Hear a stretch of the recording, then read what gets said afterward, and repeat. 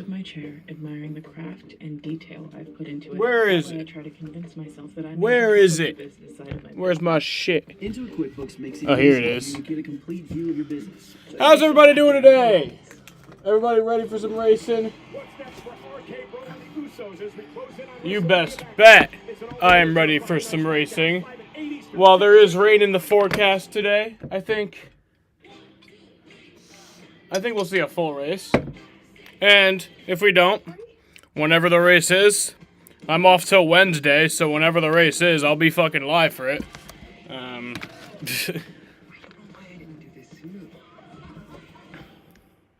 It's showtime. Time. Watch the free preview event from May 3rd to May 9th. I saw something last night. It freaked me out.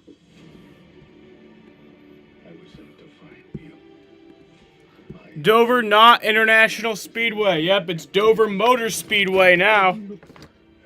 Dover Motor Speedway. What happened? New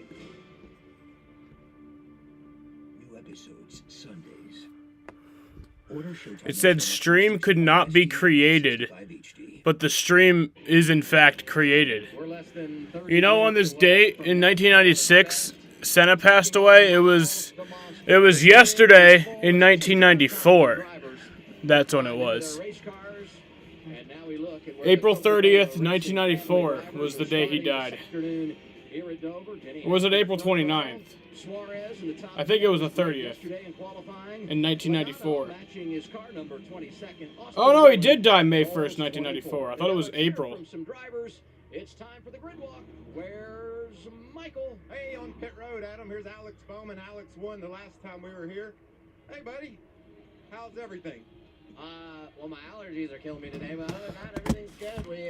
It's race day at Dover. Never a bad day.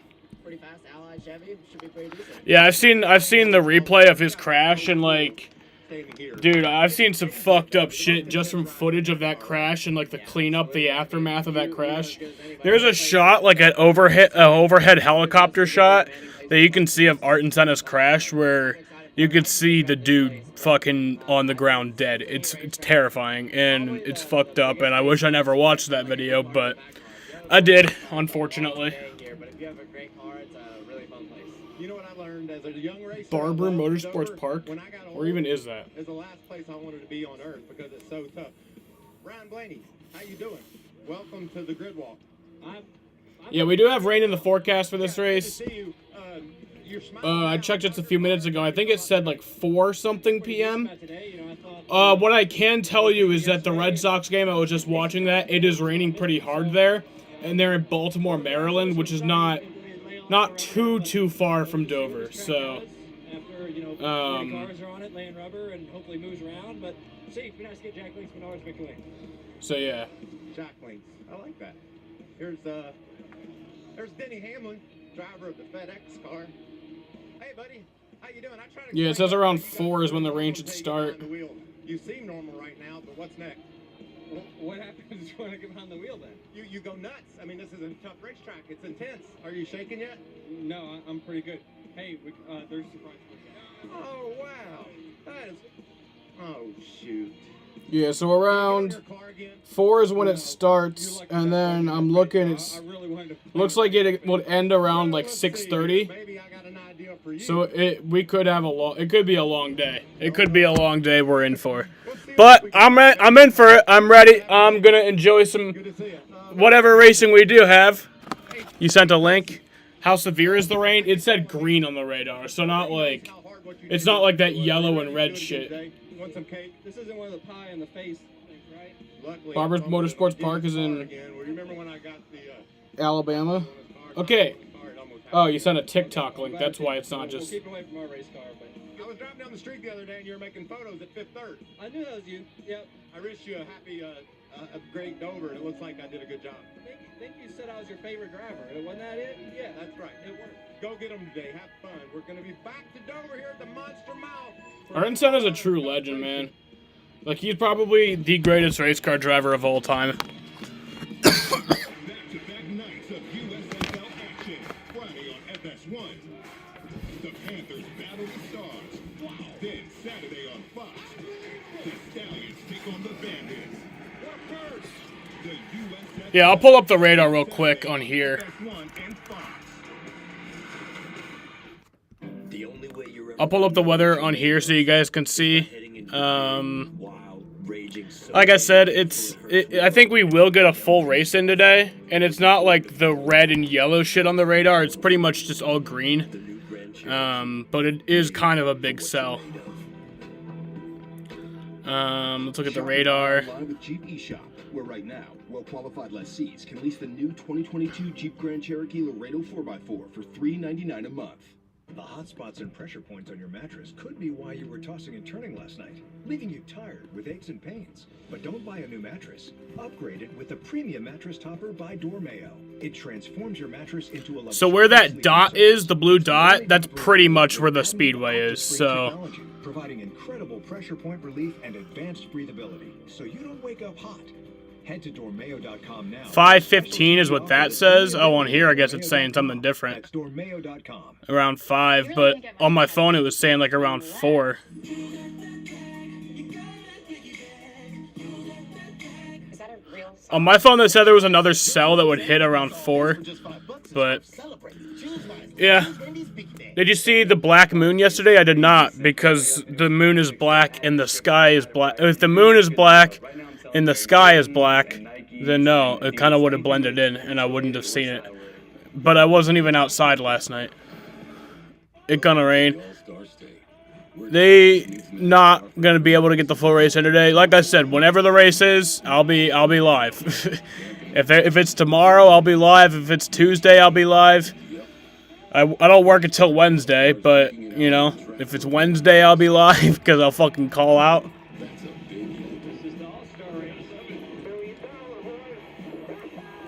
Get your tickets now at TexasMotorspeedway.com. We love our new apartment. Plenty of parking, big closet. There's too much pressure in the bathroom. Hey, good luck with the future in-laws tonight, Don't overthink it. but don't underthink it. Don't talk about your cover band. Don't talk about your fantasy teams. Don't talk about your cat. You're gonna do great. At least Geico makes bundling our renters and car insurance. What's up, Malachi? How you doing? Oh, no. Oh boy, where are you going for dinner? 1987? For bundling made easy, go to geico.com. When you have auto glass damage, trust SafeLight. This dad and daughter were driving when they got a crack in their windshield. It's okay. We'll pull over. He wouldn't take his car just anywhere. So he brought it to SafeLight. We replaced the windshield and recalibrated their car's advanced safety system. So features like automatic emergency braking will work properly. All right, all finished. Wow, that's great. Thanks. Stay safe with SafeLight. Schedule now. Safe like repair, safe like repair. Bot. That's what I'm thinking. Today marks the 11th race of the season for NASCAR's Cup Series. First 10 races of the campaign, 8 different winners. Who gets it done today? We'll find out soon. Right now, we're going trackside for pre-race ceremonies. Ladies and gentlemen, at this time, we ask that you please rise as you are able and remove your hats as the 436th Airlift Wing Honor Guard from Dover Air Force Base presents our nation's colors. Here to offer today's invocation, please welcome the pastor of Calvary Assembly of God in Hightstown, New Jersey, Dan Schaefer. Shall we pray? Almighty God, we pause to thank you for the greatest country in the world, the United States of America. We thank you for this country. We thank you for Dover Speedway. We thank you for NASCAR. And we bring to you our military, that you would watch over our military, our first responders, our firefighters, and those that make this country the great country that it is. We pray in your most holy name, in the Lord Jesus Christ. Amen. Shalom.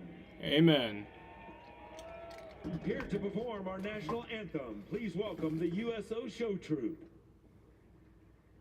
Oh, say, can you see by the dawn's early light what so proudly we hailed at the twilight's last gleaming, whose broad stripes and bright stars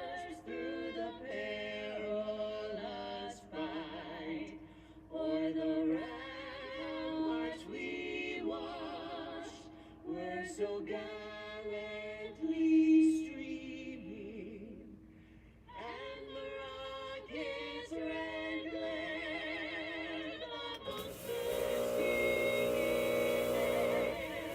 he flew through the night, not a flag was still there. Oh, say does that star-spangled banner yet wave o'er the land of the free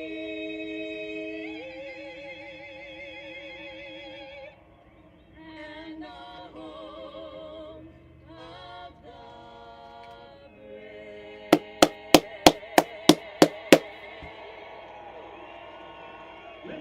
the America.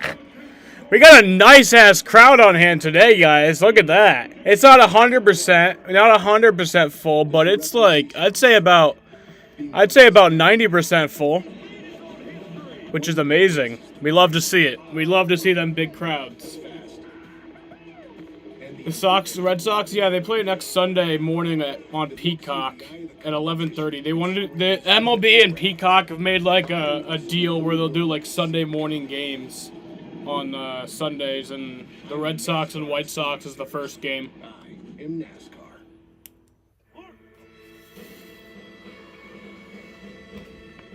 I actually am working next Sunday. I don't work Sundays, but I am working next Sunday. But my boss was like, "Can you work from 10 to 4?" And I was like, she was like, "If you work 10 to 4, I'll give you $5. And I was like, you know what, 10 to 3, and we got a deal. Because the race starts at 3:30, so I'll still be live for the stream. I'll be live for the race, normal time. I love how we embrace the men and women of the military that are with us today, and how we honor and respect those ones that have passed. Gentlemen, start your engines. This is a big event. This is a crown jewel that has tradition and history that surrounds it, and you feel that electricity. I know we're racing tonight, but we're racing for them, for what they've done for us. The Coca-Cola 600 Memorial Day weekend. I will take vengeance. Interesting, isn't it?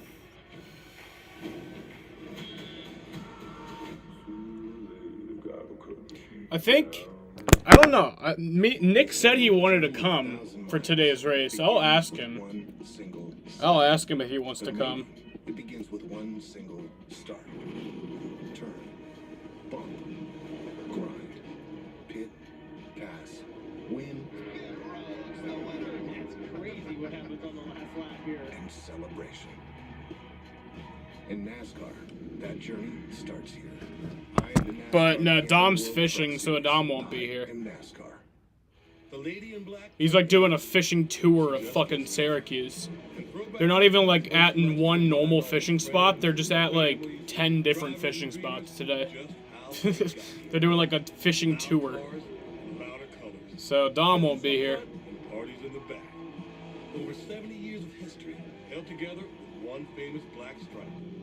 Too tough to tame? I guess you'll have to find out. I am tradition, passed down from the families that race to the ones that watch us. Big crowd for Dover, which hasn't had big crowds recently. I think the move to one race made the crowds bigger because now everyone just wants to get to that one race. Last year, if you looked at last year's crowd, that was pretty impressive. A pretty impressive crowd. So you got links. If you tap now to watch a short video, you'll receive 30 minutes of... Yes, really. If you tap now to watch a short video, you'll receive... wins all time, probably at the top of the betting board today. And if you want a chance to win Clint Boyer's money, you can do it for free. Oh, that second link is a... That second link says this video is unavailable. Then answer 6 questions about today's race for your shot to win $5,000. Oh, so guys, if you want to know what I woke up to this morning, I woke up to my chair all the way over there. Right in front of my bed. Yeah. How did that happen? Sheena. She is one strong dog, I just found out this morning. She is fucking strong as shit because this chair is heavy. This chair is heavy, and she was somehow able to drag this chair in my sleep without waking me up all the way over there. All the way over there. I don't get how she did it. It's crazy. Positions belong to Hendrick Motorsports Chevrolets. Yesterday, happy birthday to you. Thank you. I love numbers. I won't throw out a stat on your timeline here, but you had a little birthday cake on the grid today, and it didn't go so well. Well, Ryan Philippe was going to give me my birthday cake, but I was in such a hurry I didn't recognize it was him. I mean, he's a great actor. He's starring in American Murderer right now, and he's so much fun on the grid. That's Ryan giving me my cake, but it fell, and I forgot to thank him, and there was darn icing on Denny's car.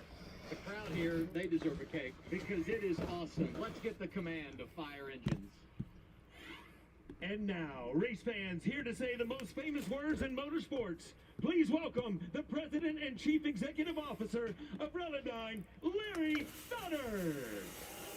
Done. Start your engine.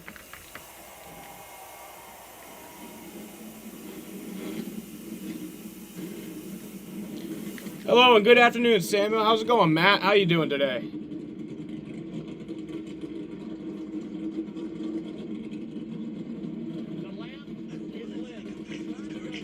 Like my cardigan. You guys know I'm late. They call me Shorty, Mr. Tardy Man. I just smoke my weed and fuck these hoes. I'm not no party man. Hit the plug and check the gas and take off in a Harley, man. Engines are fired. They are indeed.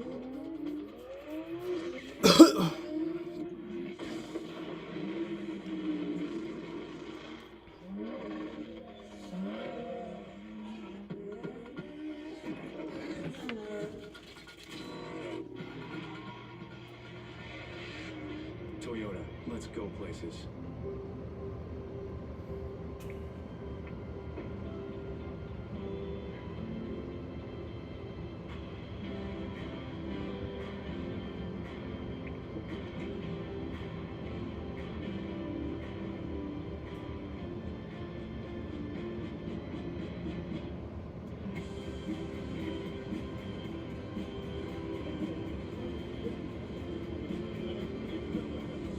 White flag in Alabama. Running the sanctuary absolutely brings me peace. The work is 100% cathartic for me. You know, I find myself getting tied up in it, being busy, and then it's really nice just to sit, breathe in life.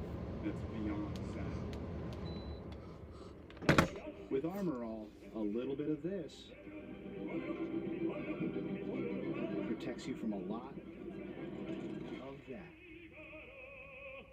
Armor All, minimum effort, maximum protection. It's cold and it's smooth and it's waiting for you. Come on, head for the mountains of Bush. Light beer. Tossed, buffalo, sauce, hot honey, flipped, boneless, dipped, razzled, buffalo, dazzled, hot honey, $6 boneless wings and crinkle fries deal. You're watching my live stream from Dover, Delaware? You at the race today?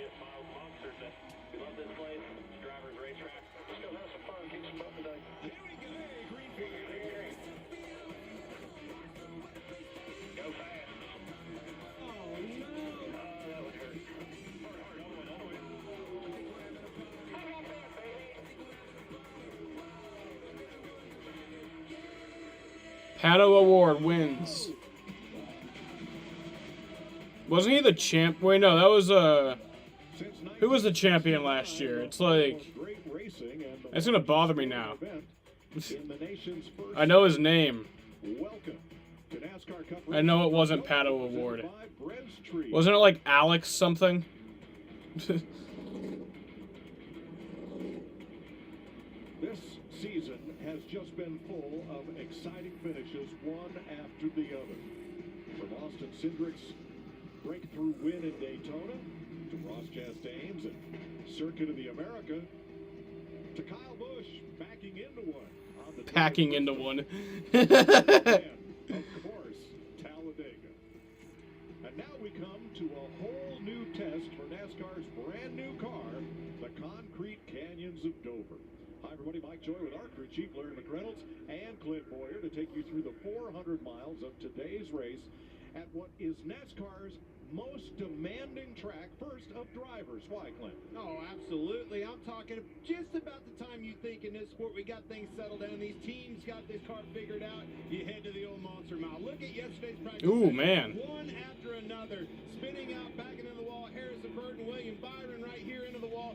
A lot of carnage right off the I didn't see practice or qualifying yesterday. All I know is Chris Buescher won the pole. Today's race. And Larry, Miles the Monster has always been a car eater. Blown shots. You tagged me in the Kyle Busch Pocono win on TikTok? Well, thank you. Brings back good memories. Great memories. Every element of the driver, but of that race car as well. And even though we have all the unknowns of this new car, it's still the same old mean 1 mile racetrack. I still know what this track is going to do. I've got a game plan, but based on all races in 2022, late race caution, I have to be open-minded enough to call the audible and make adjustments as needed. Well, great job at Talladega last week in the Xfinity Series with that second place finish with you on the box. If there has been a breakout star this season, it is Ross the Boss Chastain. Dial up old Ross Chastain. Hey, Ross Chastain, it's Boyer, Larry Mack, Mike Joy up in the booth. You got us? I'll be at New Hampshire this year. You know, I actually just like last week, after the Talladega race, I was laying down going to bed, and I was really high, and I was thinking like, yo, why don't I go to Dover next week? And then I was like, I texted Nick, I was like, yo, you want to go to Dover next week? It's like the same distance as New Hampshire would be. It's like about the same driving length. And I found tickets for like pretty cheap. And he was like, it sounds fun, but it's kind of short notice, which I understand. But yeah, there was a slight chance I would have been here in Dover. Chris Buescher has his first ever career pole and the first for RFK Racing. Denny Hamlin won here in August 2020. Row 2, couple of fall Dover winners. Kyle Larson 2019, Chase Elliott 2018. Ryan Blaney has his best ever Dover start, and Alex Bowman last. I am excited for this race. Ross Chastain coming off his second victory of the season. I think Dover's going to be fun. More top tens at Dover than any other track in his career. Bubba Wallace has his best Dover start, and Kyle Busch, a 3-time Dover winner, rounds out the drivers who transferred to the final round of qualifying yesterday. Let's get late-breaking stories from pit road, beginning with Jamie Little. Chase Elliott leads the points right now. He's been the most consistent with 7 top 10 finishes this season. The one thing he doesn't have, though, is a win. So it's a good thing he's coming to Dover today. This is his best track. He has more top 5s here than any other place. I talked to his crew chief, Alan Gustafson, and he said, hey, if we could get Chase that comfort that he needs in the car by the midpoint of this race, this could be the day he ends that drought. Regan Smith. Jamie, it's been a challenging start to Brad Keselowski's tenure at Roush Fenway Keselowski Racing, but bring on Dover. Friday they unloaded with a very fast race car. In fact, Brad told me the best car he's had thus far this year, had a lot of confidence in it. Maybe not quite the adjustments that they needed for qualifying. He only qualified 20th, but this race team feels like this could be a breakout race for them. He feels very good about what's going to happen today at the Monster Mile. Thanks, Regan. Next on live. Why aren't we on Fox? Fox has got nothing important, just young Sheldon for an hour and a half. Yeah, they might as well put this race on Fox. That would help grow the fan base. NASCAR has been growing this year. We are growing in fans. We are not declining. We are on an uptick. NASCAR is currently getting more popular, and one great way to continue that uptick would be to put this race on the main network, but hey, you get what you get, I guess. The Kid Rock's Honky Tonk Cam, riding of course with Daniel Suarez. Better be ready to rock on that one. Starting 8. And right alongside the Tootsie's Orchid Lounge for Ross Chastain.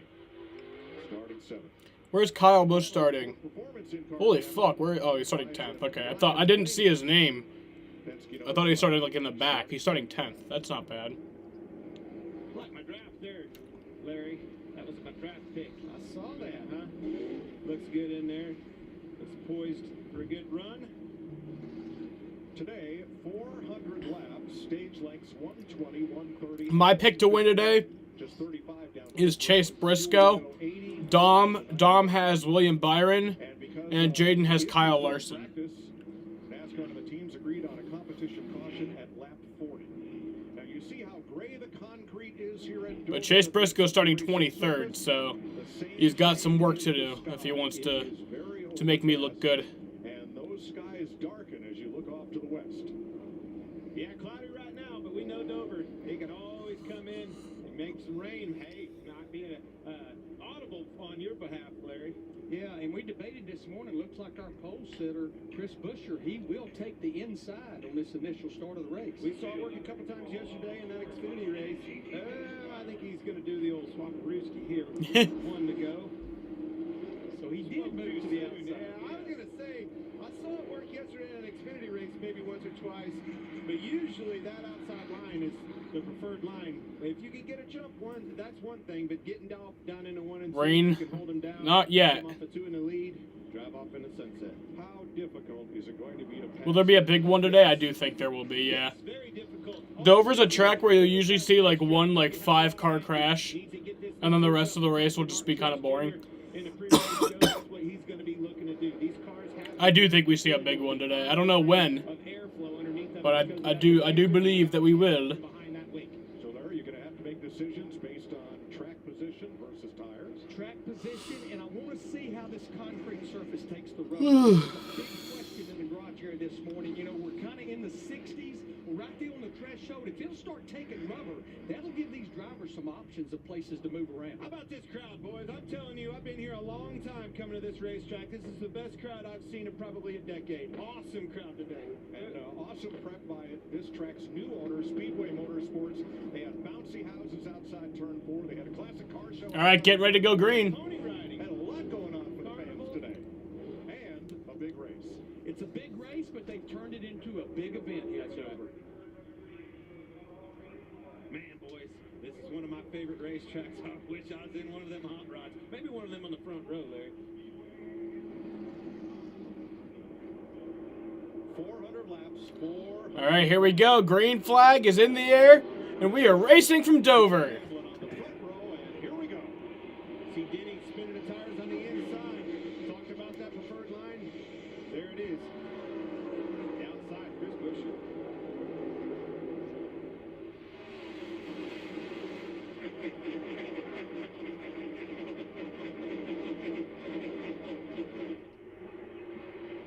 Buescher hooks the bottom just like he did on his time trial laps, and he scoots away from Chase Elliott. Larson, Hamlin fighting for third. Well, the good thing I see right there with Kyle Larson in the 5. Man, those clouds are dark. He's able to maintain. Now, Hamlin's going to take the position away on the backstretch, but he stayed door to door for about a lap and a half. And that's what I wanted to see with this car. It doesn't have the side force that we have with the old car. On this speed, high bank corner like this, I wanted to see if these guys could run tight door to door, and you can. That 11 and the 5 is definitely door to door, very tight. Elio dumped Jimmy? Really? Here in throttling.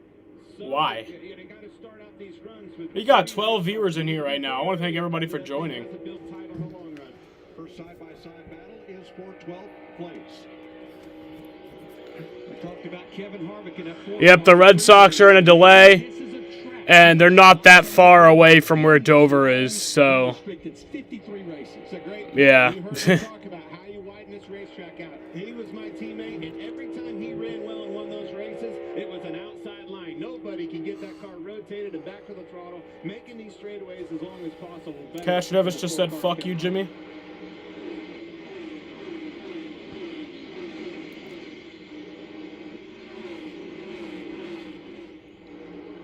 I like Elio. I just don't know why he did that. You know. Flag. Here's some audio from the 11 team.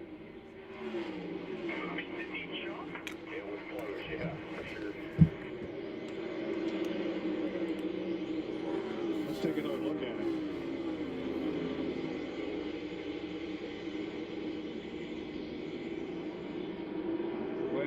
Oh yeah, he jumped. Whether he jumped or not, everybody else around did. But that's a disadvantage. I'm telling you right now, second place on the bottom here, always harder. You're reacting to that leader. You can't go until you hear or see some sort of movement out of that leader. And trying to react, trying to time that right is so hard and tricky to do. Kurt Busch had to start in the back. Something discovered this morning, Larry, that caused him to forfeit his spot. Yeah, it was something in the steering, and of course this is an impound race, so that's considered an unapproved adjustment, which sent Kurt to the back of the field. He's already up 7 spots from the back. And William Byron, who went to a backup car, is up 4 spots from the tail end of the field. He got virtually no practice and no qualifying. And that backup car was a parts car they've been hauling in the hauler since Fontana, California. They unload it every week and just do the updates to it. Well, it worked. Link. Whatever NASCAR hands them. What's up, Matthew? How's it going? Down 4 spots from where he started. Chris Buescher has the fastest lap of the race here in the early going after scoring his first career pole. With the speed that he had, the momentum that he could carry through the middle of the corner, more importantly, just awesome job for RFK and Chris Buescher. Always, in my opinion, underrated driver and always over-delivering whatever car he's been in his whole career. Jamie? I don't know why he would do that. Boost it was getting that pole yesterday. A bunch of the crew guys were texting him. He said it was just so good. I'm seeing a lot of debris on the racetrack right now. I don't know if they're gonna like do anything about that or what, but all I know is I see a lot of debris on the racetrack. Well studied, yes. It worked by about 3 car lengths. Lapping is going to begin shortly here. There's Martin Truex pulling up on Ryan Preece, who had a great qualifying effort, starting 13th for Rick Ware Racing, but Truex on the move. And Mike, we talked to him in the pre-race, and he said he normally knows what his race car has in it at the start of the green flag, or what little bit of practice they got. He said, I really do not know where I stack up right now. Does anyone? Who do I think wins stage 1? I think Chris Buescher's going to win stage 1. Qualifying sessions for the top 10, and that was it. We're racers. We're race car drivers, man. We're a year removed from no practice. Nothing on Saturday. Now we're complaining about practice. It's just practice. So Josh Bilicki has gone a lap down. Remember, he had to go to a backup car after a practice crash. So in that untried backup. See some debris on the front of the 9 car. Chase Elliott might hear some, might be backing up and maybe let the 11 car pass him and see if he can suck it out off in his wake. Now we know that's not tape on the grill because that's no longer allowed. So crew chief, that was one of your primary tuning tools for downforce. How do you feel about that? Yeah, we don't have any more tape on the nose, so that's gone away the way this cooling system is. And these cars no longer have the rear track bar, the rear panhard bar as far as adjustments. So a lot of the tools are gone out of adjustments we can make on a pit stop.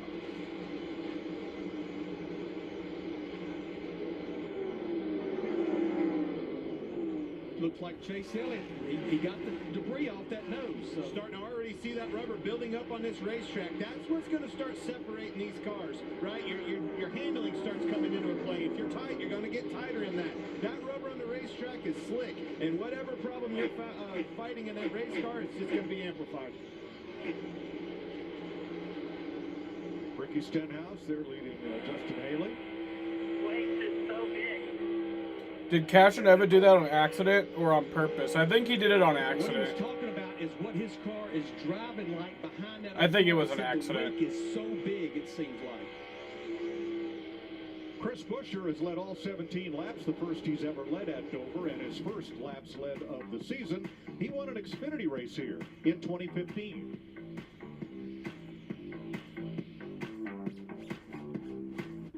Welcome to the future. Some assembly required. But if there's one thing this country has always embraced, it's a challenge. And after almost 120 years of building for those challenges, we're taking the vehicles you know by name and making them electric by revolutionizing the way they're built and where they're assembled. Not for the few, but for the many.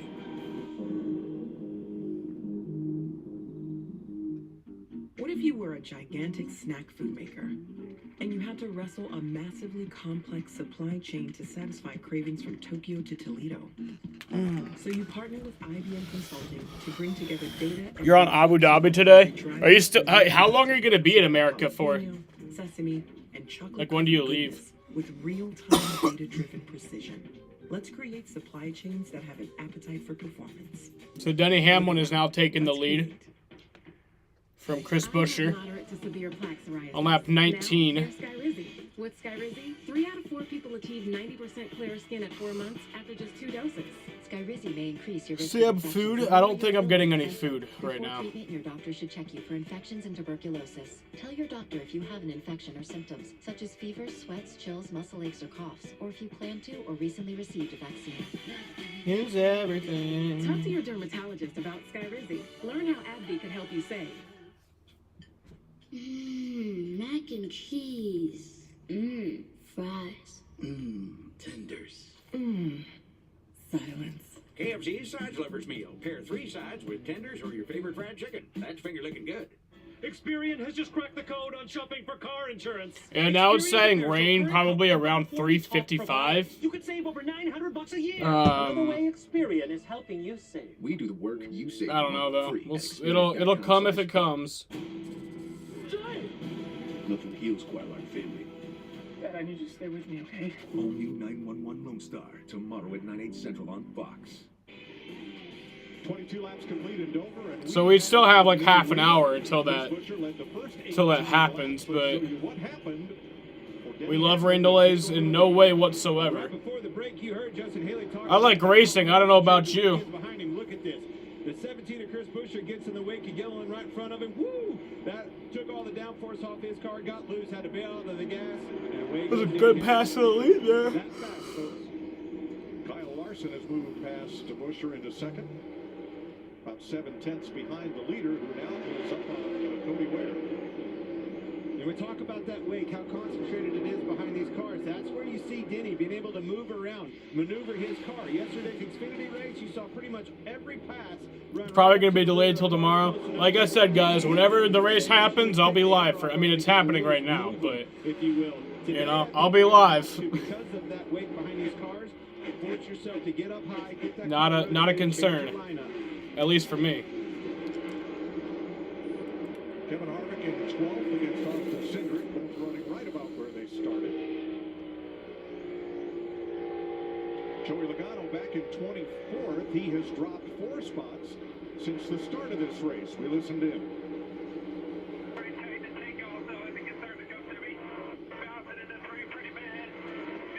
I wish we had lights at this track.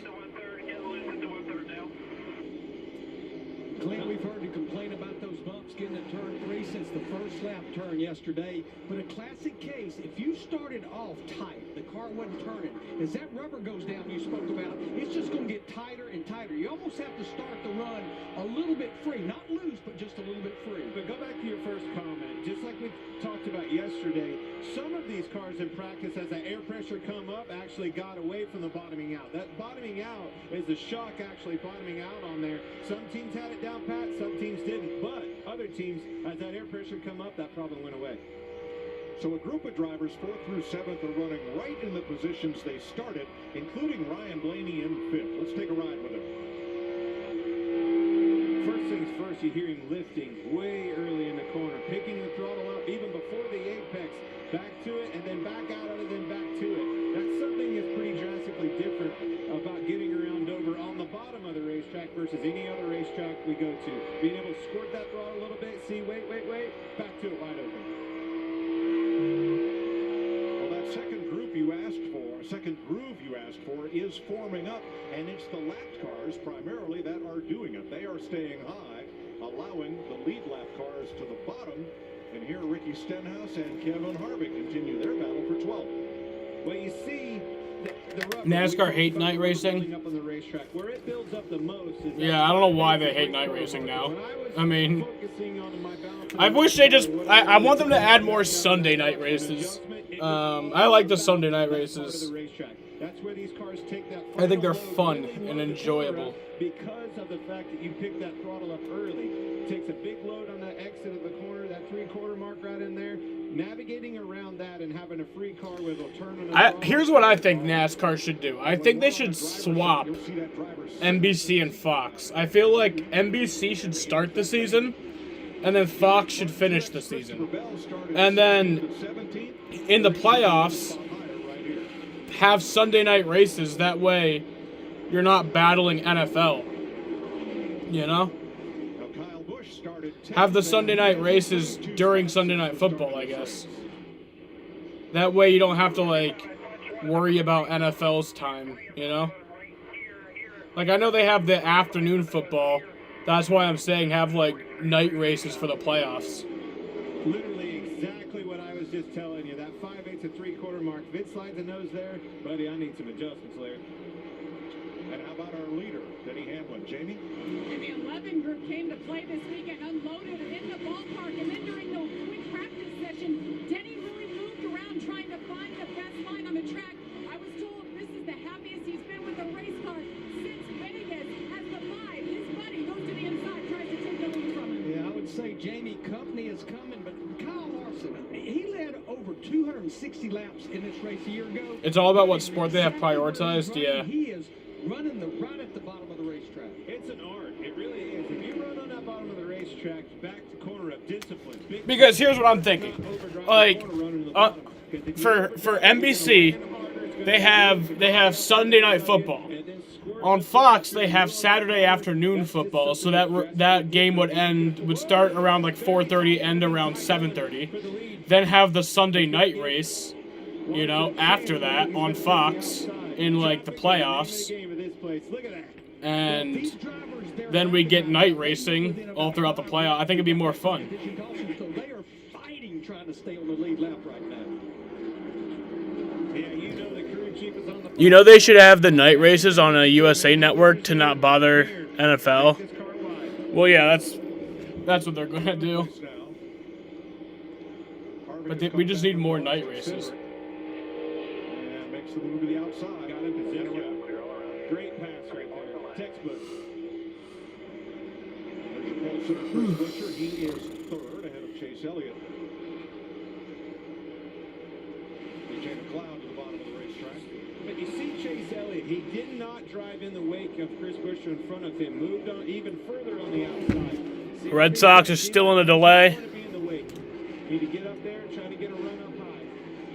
Kyle Busch has done something really interesting these last 2 laps as we approach the competition caution. He's gone way high on the racetrack at both ends, diamonding the track, searching for that high groove to see if it comes in.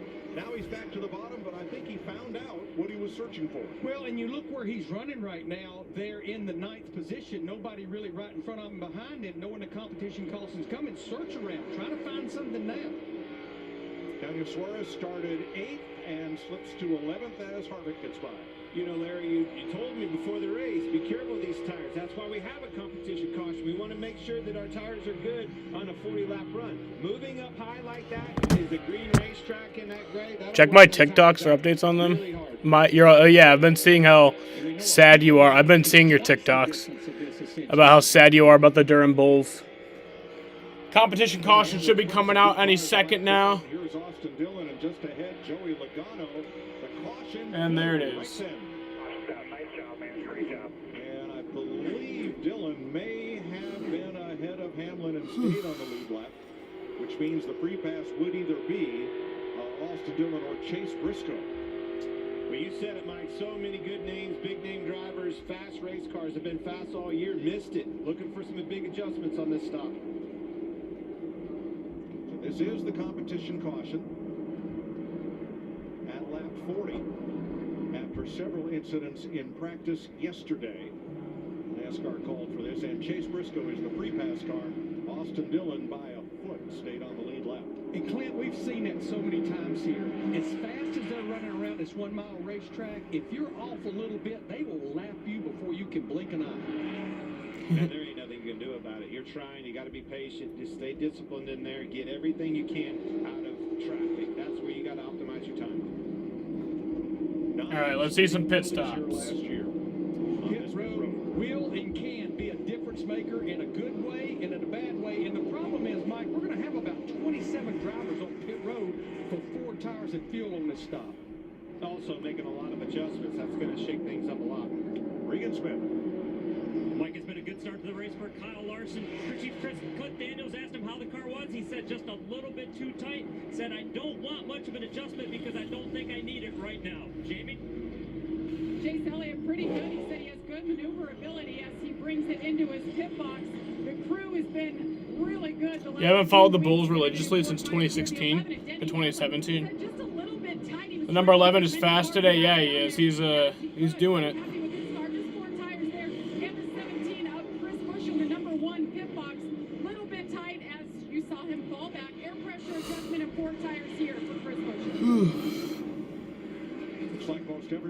Because he ain't got nobody good. Why not just follow, like, the MLB? Like, no one follows minor league baseball because the whole point of the minor leagues is that you don't want the good players to be there. You want the good players to be in the MLB. Ask your doctor about You know? Breztri. Breztri gives me better breathing and helps prevent flare-ups. Before Breztri, I was stuck in the past. I still had bad days. Flare-ups, which kept me from doing what I love. My doctor said, for my COPD, it was time for Breztri. Breztri gives you better breathing, symptom improvement, and helps prevent flare-ups. Like no other COPD medicine, Breztri was proven to reduce flare-ups by 52%. Breztri won't replace a rescue inhaler for sudden breathing problems. It is not for asthma. Tell your doctor if you have a heart condition or high blood pressure before taking it. Don't take Breztri more than prescribed. Breztri may increase your risk of thrush, pneumonia, and osteoporosis. Call your doctor if worsened breathing, chest pain, mouth or tongue swelling, problems urinating, vision changes, or eye pain occur. If you have COPD, ask your doctor about Breztri. At USAA, we've been called too exclusive because we were created for officers. But as we've evolved with the military, we've grown to serve all who've honorably served, no matter their rank or when they were in. A Marine just out of boot camp, or a petty officer from 73. And even his Why I say this year is bad is because we only have 3 30-year-olds and the rest are 1 year. Have 1 year of playing. Still exclusive? Absolutely. And that's exactly. It's sad when 30-year-olds are in the minors. Not all 5G networks are created equal. T-Mobile covers more interstate highway miles with 5G than Verizon. T-Mobile has more 5G bars in more places than anyone. Another reason T-Mobile is the leader in 5G. Make way for the first ever Chevy Silverado CR2. With Multimatic shocks, rugged 33-inch tires, and front and rear electronic locking differentials. Dude, this is awesome, but we should get back to work.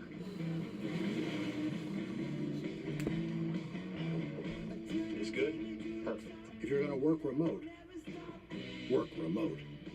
Find new workspaces, find new roads. Chevrolet.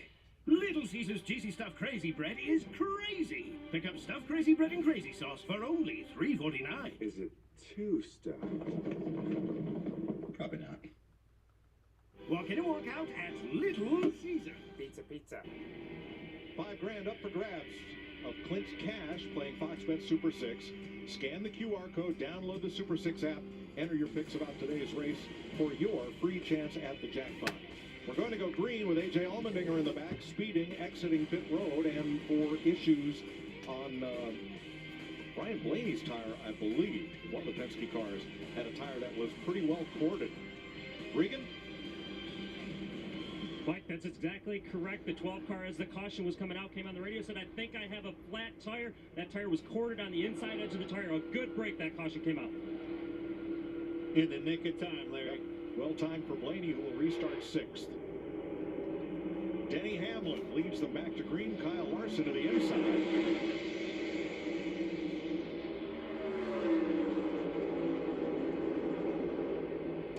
Denny carried him pretty deep into the Geico restart box, but Kyle Larson in that 5, he was ready for it.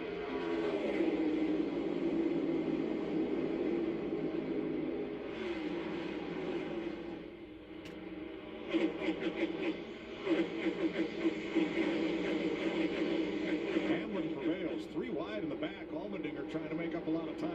speeding penalty. He's on the inside. They got it sorted out, but that's tight racing quarters right there. And here's 7th place. Suarez outside Kyle Busch. These boys got an adjustment. They know what to expect on these restarts. Getting a little bit racier this time around, Larry. Yeah, and it's amazing. We see this every time we come here. We saw how black the corners were turning, rubber going down. Oh, you played against Acuna? Yeah, because he was yeah, he's now back in the majors, but yeah, he was doing his rehab assignments down in AAA. So. You can see the compression. Watch his head to the seat. Get in there, and that thing will literally force you back down in the seat. You get up out of the corner and raises you back up. A lot of G-force load here. Bouncy too, very rough getting into 3. You'll see that thing bounce. Ooh, man. Look at the 18 in front of him. Kyle Busch cannot hang on to that thing. Bumps that everybody had trouble with yesterday in practice.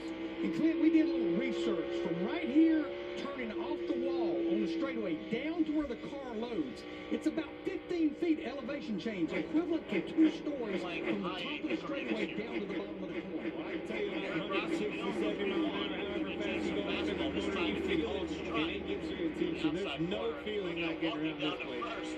So Larry, I've always wondered, when something happens like the quarter tire on Ryan Blaney's car, how does that information filter up and down pit road to the other crew chiefs, and what do you do with it? Oh, I can promise you, it spread faster than if we were sitting. I love Acuna, man. I can promise you, everybody knows exactly what went on right there. And there, you know, the problem is, Mike, Rain is 10 miles out.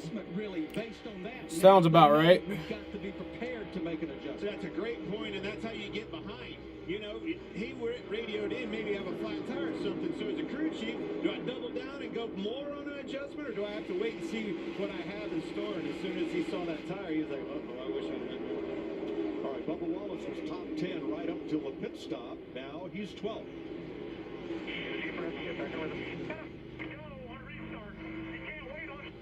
You find 75 laps. Pressure's going to come to you. Just wait. I'd say he's loose, hanging on that restart. It's a valid point. You have to be able to be free. We saw it. Look at Chris Buescher. Started too tight, fell off a little bit. Heard? Boy, I didn't like that right there. Did you hear Rain that? looks like it's less than 10 miles out on what I'm looking at. Short run speed versus long run speed, but I promise I'll go to my weather guy on Twitter. they will have both. He's not been updating it, so. 5 spots since the restart. And now, Larry, the info you talked about is beginning to be communicated to the drivers. Kyle Larson was just told on the radio, your right sides that we took off, we're fine. No worries. But that was 40 laps, Mike. We've got to go about 75 laps to the end of this stage right here. But I'm also telling my driver, if you feel something, you let me know. Immediately. But look at this rubber. You don't have to look any further than the rubber getting put down in that Rain on the restart. bumper cams. That'll help those tires as well. The top 6 running right where they restarted, including Chase Elliott in 5th. Yeah, I think I could use this off to get a run on the guy in the right traffic scenario. 2, I just can't quite get to striking distance because of that second compression. Just a little further out than what I feel like I need to be to strike. That's the second compression. He called it. It's that 3-quarter, 5/8 mark somewhere over there. Because of Oh, yeah, now I'm starting to see a few raindrops. and the ability to pick up the throttle that much earlier, it really loads that car for a second time. And if that thing doesn't turn, you're in big trouble. That's a hard thing to adjust. Even the straightaways are back 9 degrees here. Yeah, I'm seeing some raindrops. But it doesn't look... We're good for the moment. This is a track where you balance your car a lot with the throttle. I want you to listen to his throttle going through the corner.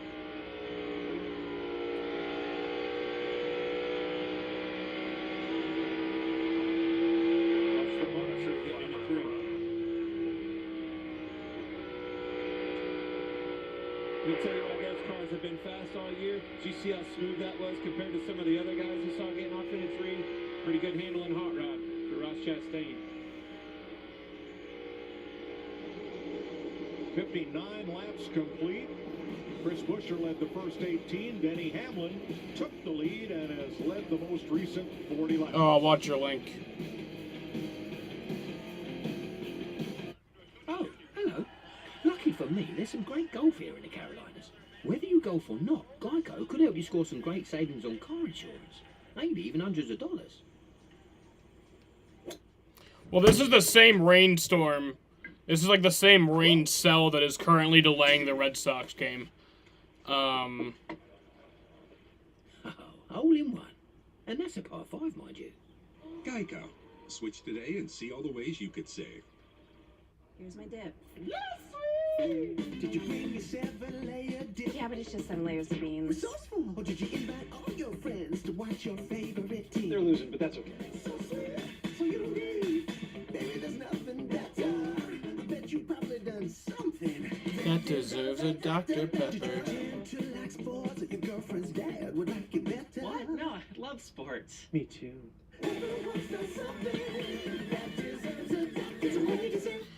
Well, no caution yet.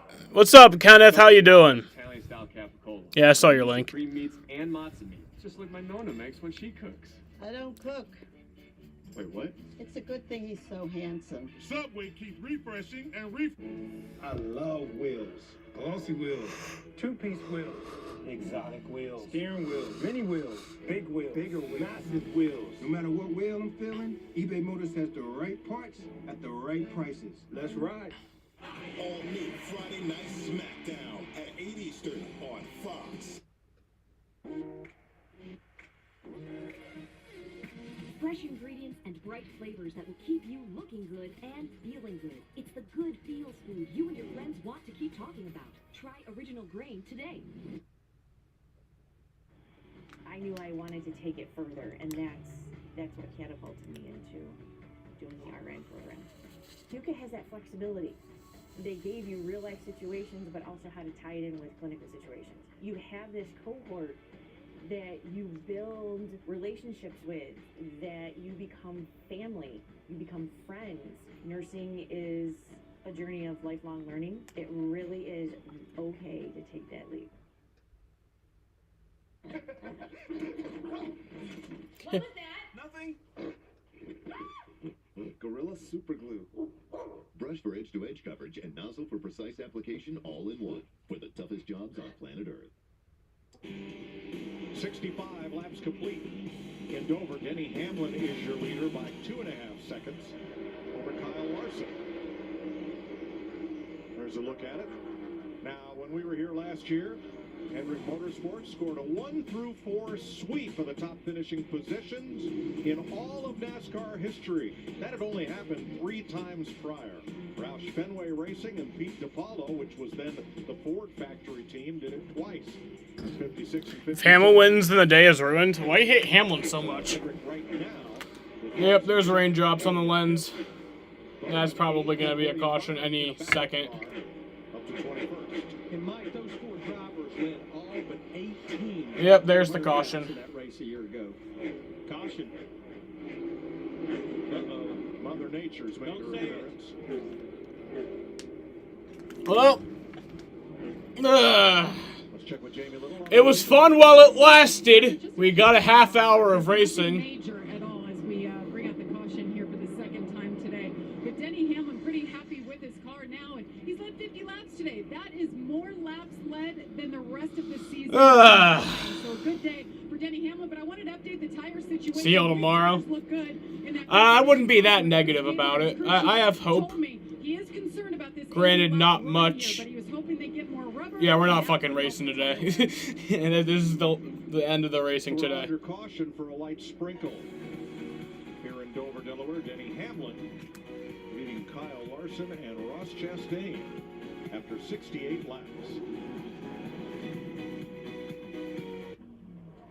What's up, Jones? Jones. Hey, I would not go to school. You have MLS soccer at 10:30, so we have till then. Well, this track doesn't have lights, so really we have until like 8. Which, I mean, I guess we could do that. Try to keep up, whoever you are. Stay ahead in the all-new Tundra. Yeah, no, it's kind of good. Yeah, I think it was good. Yeah. Ooh.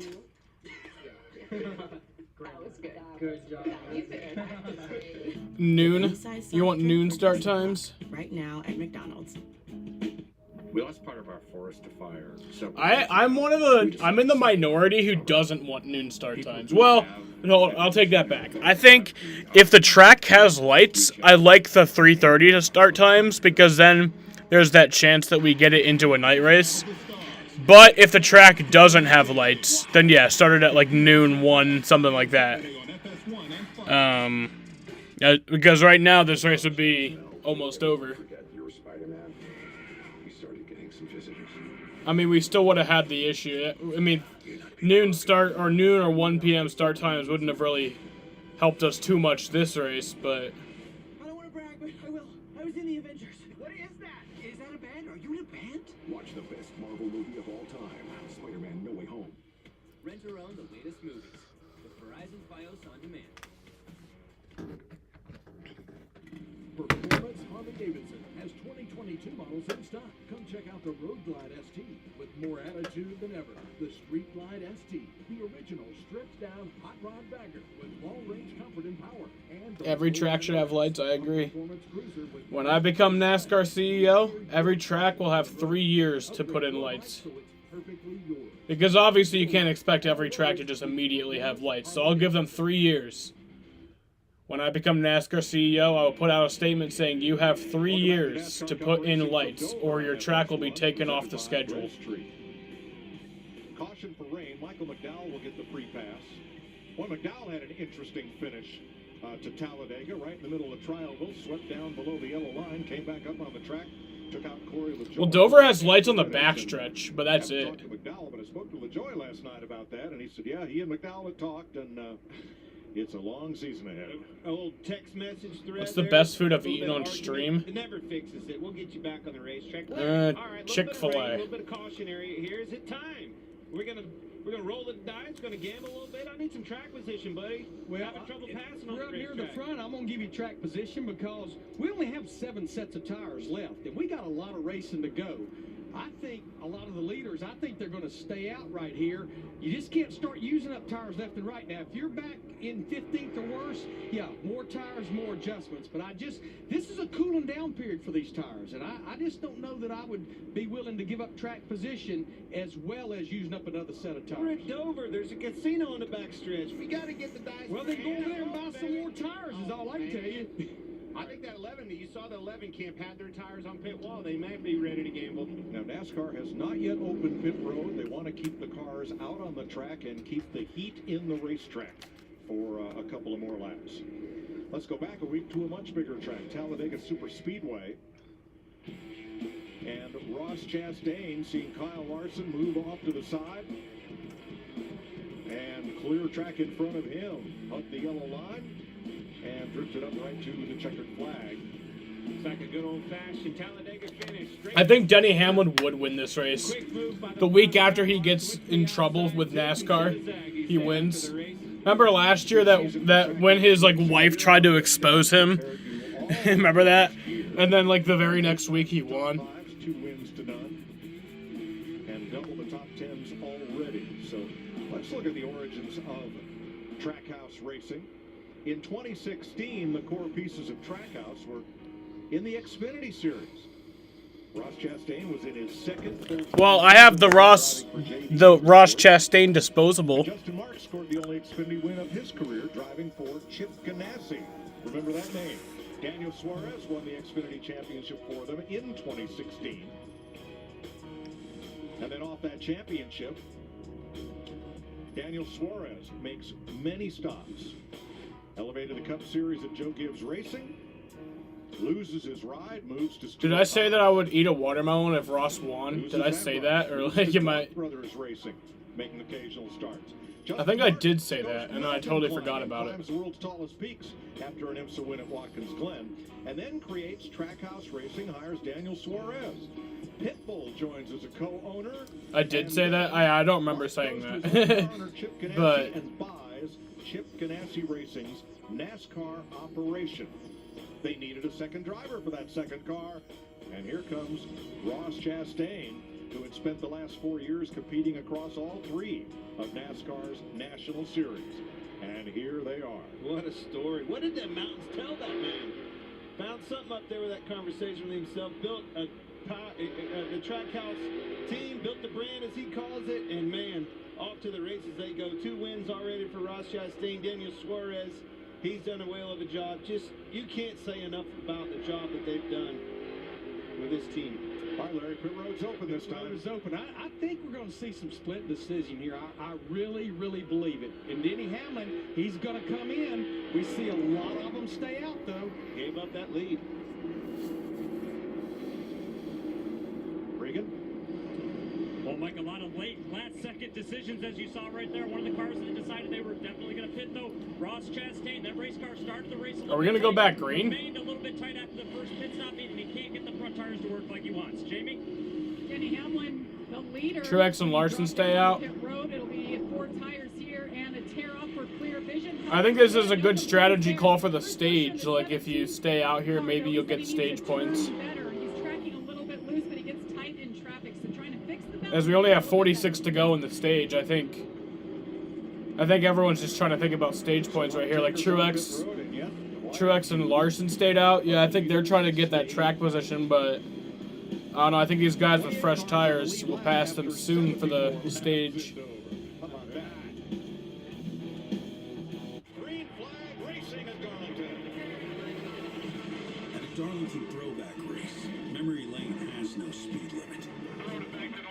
Over the years, this track's given plenty of cars a custom paint job, courtesy of the Darlington Stripe. It's going to get icy.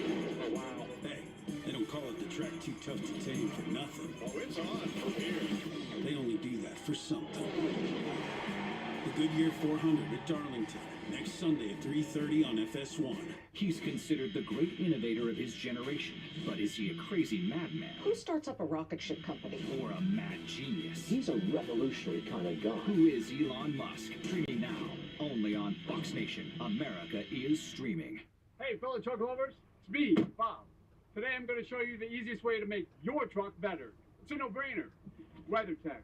Laser measured floor liners that fit perfectly in the front and rear. Underseat storage system keeps your cargo organized.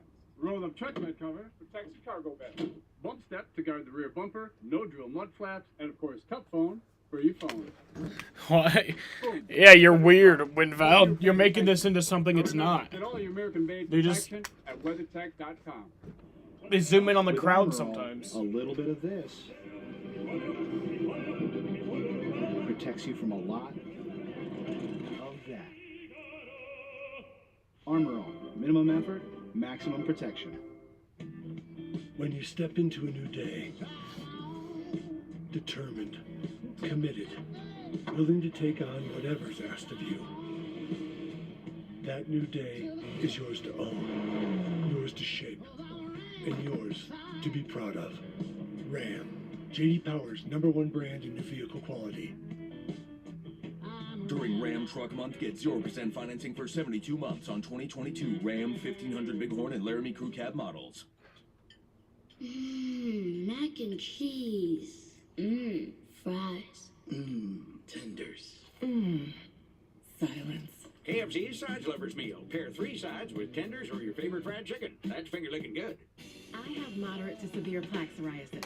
Now, there's Skyrizi. With Skyrizi, 3 out of 4 people achieve. Remember that 90% race? clear skin They at panned to 4 the months girls in the after crowd just like 2 5 doses. times. Skyrizi may increase No. your risk of infections and lower your ability to fight. But I Before believe it. treatment, your doctor should check you for infections and tuberculosis. Tell your doctor if you have an infection or symptoms, such as fever, sweats, chills, muscle aches, or coughs, or if you plan to or recently received a vaccine. Talk to your dermatologist about Skyrizi. Learn how AbbVie can help you save. A day in the grandstand with kettle corn. Having some good fun here at Dover. Great family racetrack. I guess we're going back green. On the racetrack, they had given one to go and then waved it off. Okay, maybe not. Now, if you missed our pre-race, and how could you, we want to take you back. I know next week is throwback weekend, but we're throwing it back to 2015 when Michael Waltrip tries to hand Denny Hamlin a taco and pretty much makes a mess of Denny's car. So Ryan Phillippe tries to give Michael a birthday cake and almost makes another mess of Denny Hamlin in today's pre-race. Michael and food just not having good luck together here. Michael needs to not give Denny Hamlin any more food. For today with the bad luck. Yeah, the cake kind of complimented him. I asked him where he got those salmon-colored pants. He said they were on sale. I said, you don't say. Look at them things. Do not adjust your set. Yep. And Ryan Filippi's rocking one of the track T-shirts honoring racing. You have the radar on your phone? Yeah, I've been looking at the radar here and there. So the top 7 drivers stayed out, while Alex Bowman and Justin Haley both took 2 tires to improve their track position. And the more cautions we run, the closer we get to the end of stage 1. And I just felt like staying out right there was Yeah, the way to go it's for a couple raining. reasons. Track position and to This is save not one of good. those precious sets of tires with as much racing as we've got to go. And especially for William Byron, who had to start in the back in a backup car. He gained a ton of positions right there and will restart right there, right in, he's showing 5th on scoring right there. Yeah, right.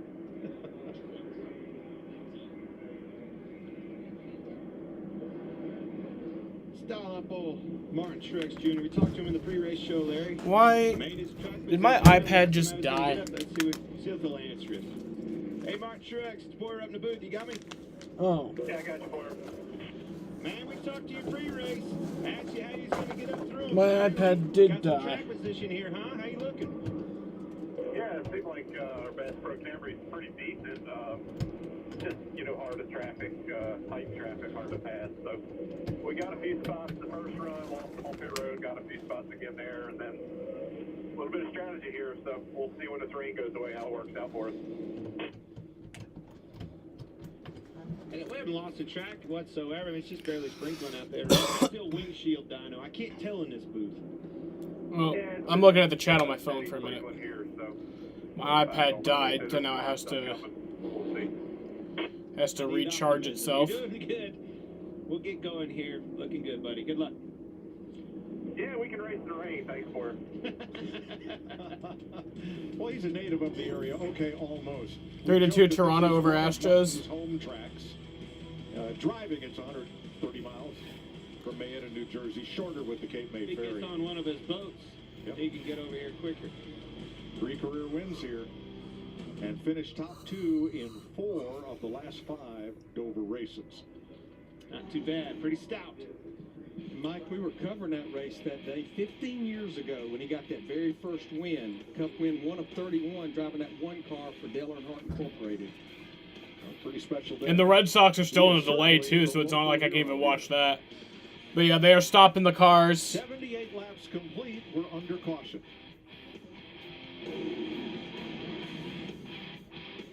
I've got moderate to severe plaque psoriasis.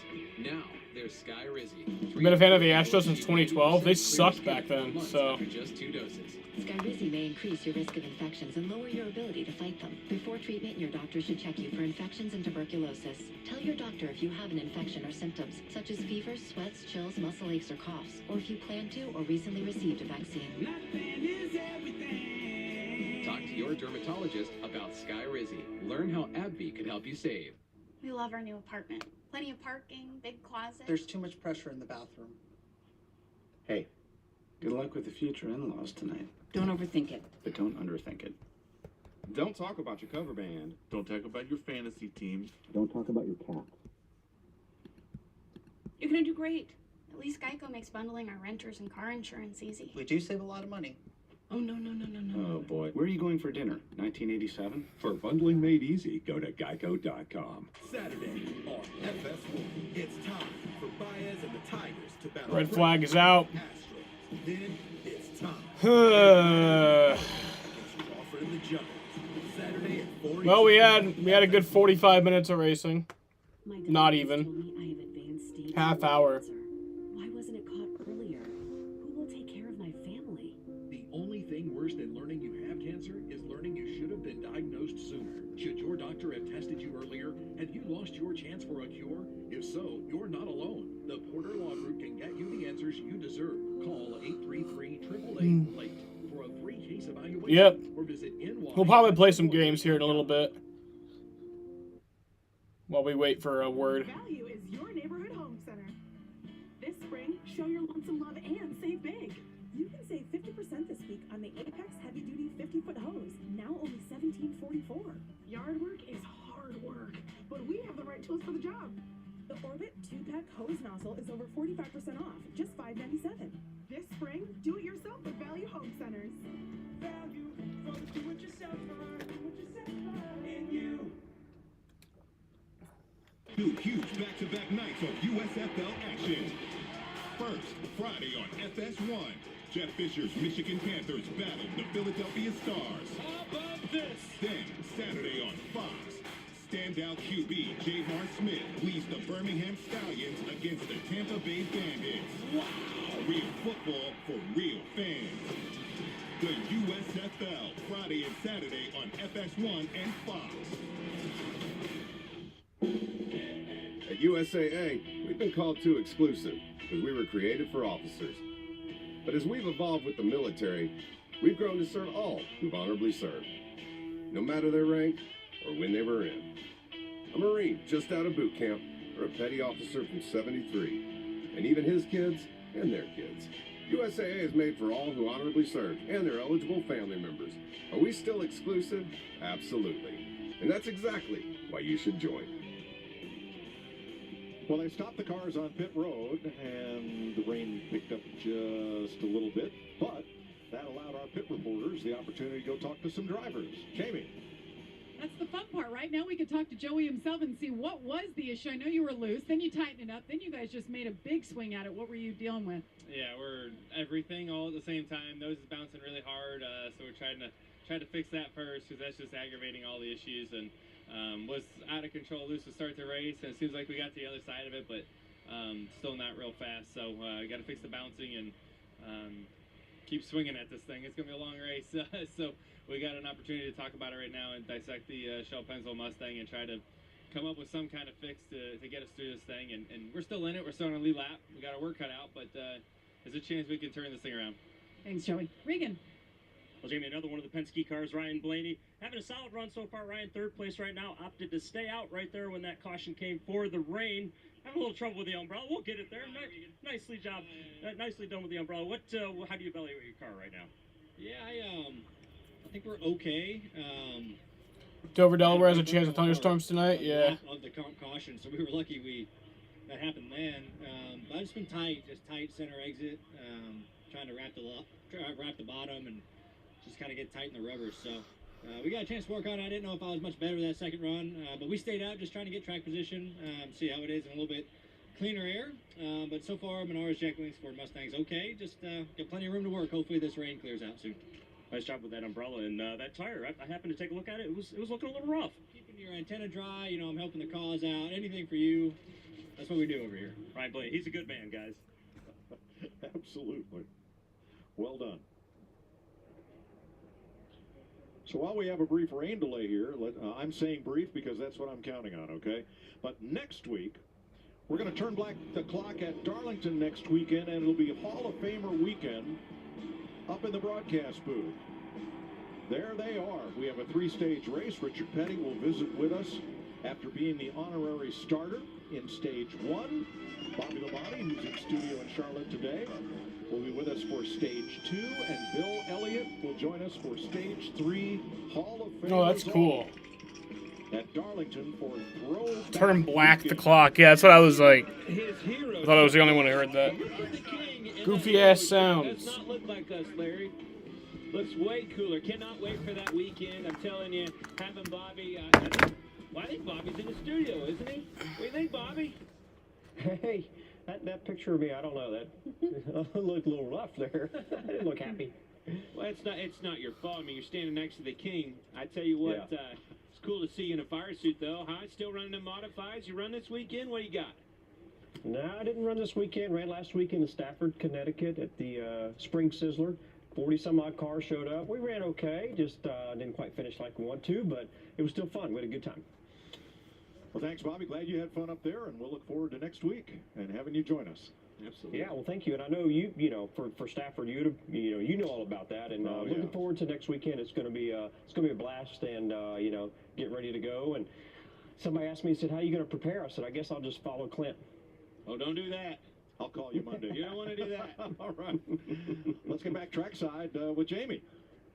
Kyle Larson, Alex Bowman here, the umbrella holder, so thank you very much.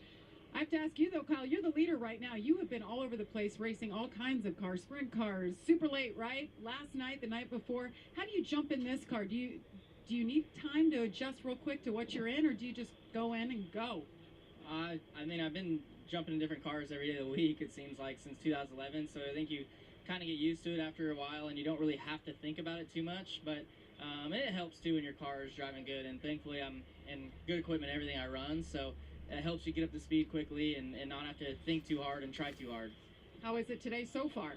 It's good. My HenryCars.com Chevy feels balanced. It's a little on the tight side, but I think you're just a couple adjustments away from being really good. All right, as the rain continues to pick up here, how about for you? You're the defending race winner here. How does this car so far compare to last year? Yeah, I think we're okay. Pretty glad to be here, holding the umbrella for my more talented teammate over here, but he didn't want to hold it because he's too short to like hold it high enough for us. But no, I think we're okay. Track position's key, and we're a little buried right now. But I think if we get up front, we have a good race car. Obviously, the 5 and the 11 both look stout, but I like this place. It's a lot of fun, and similar to Kyle, I'm a little tight, but I think we have a decent Ally Chevy. All right, well, thanks for keeping us dry, and we'll catch up with you later. Let's go over to Regan. Jamie, another one of those drivers that likes the dirt track and slip and slide in all kinds of different conditions. Tyler Reddick, I'm going to go out on a limb, though, and say this is probably a little bit too extreme slipping and sliding conditions right now. Yeah, I know. Man, I kind of wish we had windshield wipers and taillights and all the cars we do on the road courses. And we just had some rain tires. The rumor is that there's some laying around there wanting to do it, and I wish we had them right now. I think it'd be pretty fun. You might be one of the only guys. Tell me about your race so far. Right now, 23rd position. You've been so strong all season long. Slowly working your way forward right now. Yeah, we're working on it right now, Regan. Our car is still not exactly where we want it to be, but it's miles better from where it was yesterday. Just hats off to everybody on our guarantee rate Chevrolet. I was pretty much crashing about 50% of the time I went through turn 3 yesterday, and I'm really glad that we got that a little bit better. Obviously, when you're that far off, it's easy to overdust, and I think we got a little bit too on the tight side with our race car, but we've been making adjustments on it. Made another one on that last pit stop, and from here, we're just really going to have to fight and claw our way back to the front, but I got the right group of people to do it. Got to take a look at Tyler's shoes real quick down here. Might be the smartest man on pit road. He's already got his rubber boots on. I might need a pair of those. How about that galoshes for NASCAR drivers? All right, where's Waldo? Looking at that sea of black car covers. There's Joey Logano. The only car cover that's not black. But I want to go back to Jamie's conversation with Joey Logano. These cars have what we call coilover shocks on all 4 corners. Now, you have options with the actual spring, but the shock is the same on all 4 corners. But there's about 150 to 175 adjustments on compression, which makes the shock go in, and the extension, which is the rebound, makes the shock go out. What Paul Wolf did right there on that pit stop, they made an adjustment on one of those front shocks. Takes a little bit of time, but that was the perfect time to do it right there. So Logano will restart at the tail end of the lead lap in 27th position. As Larry says, it's probably a very worthwhile give up of track position to get a car that drives better. Well, let's show you with our Ford Performance Cutaway car exactly what a coilover shock looks like. Well, on last year's car, the spring and the shock, they were totally separate. And again, you have one on all 4 corners, and you can see right there, the spring goes over the shock itself. Again, you have options with the actual spring, but all 4 shocks are the same. But again, you have all those adjustments on rebound and compression. It's actually probably close to 400 adjustment, but realistically about 150 to 175.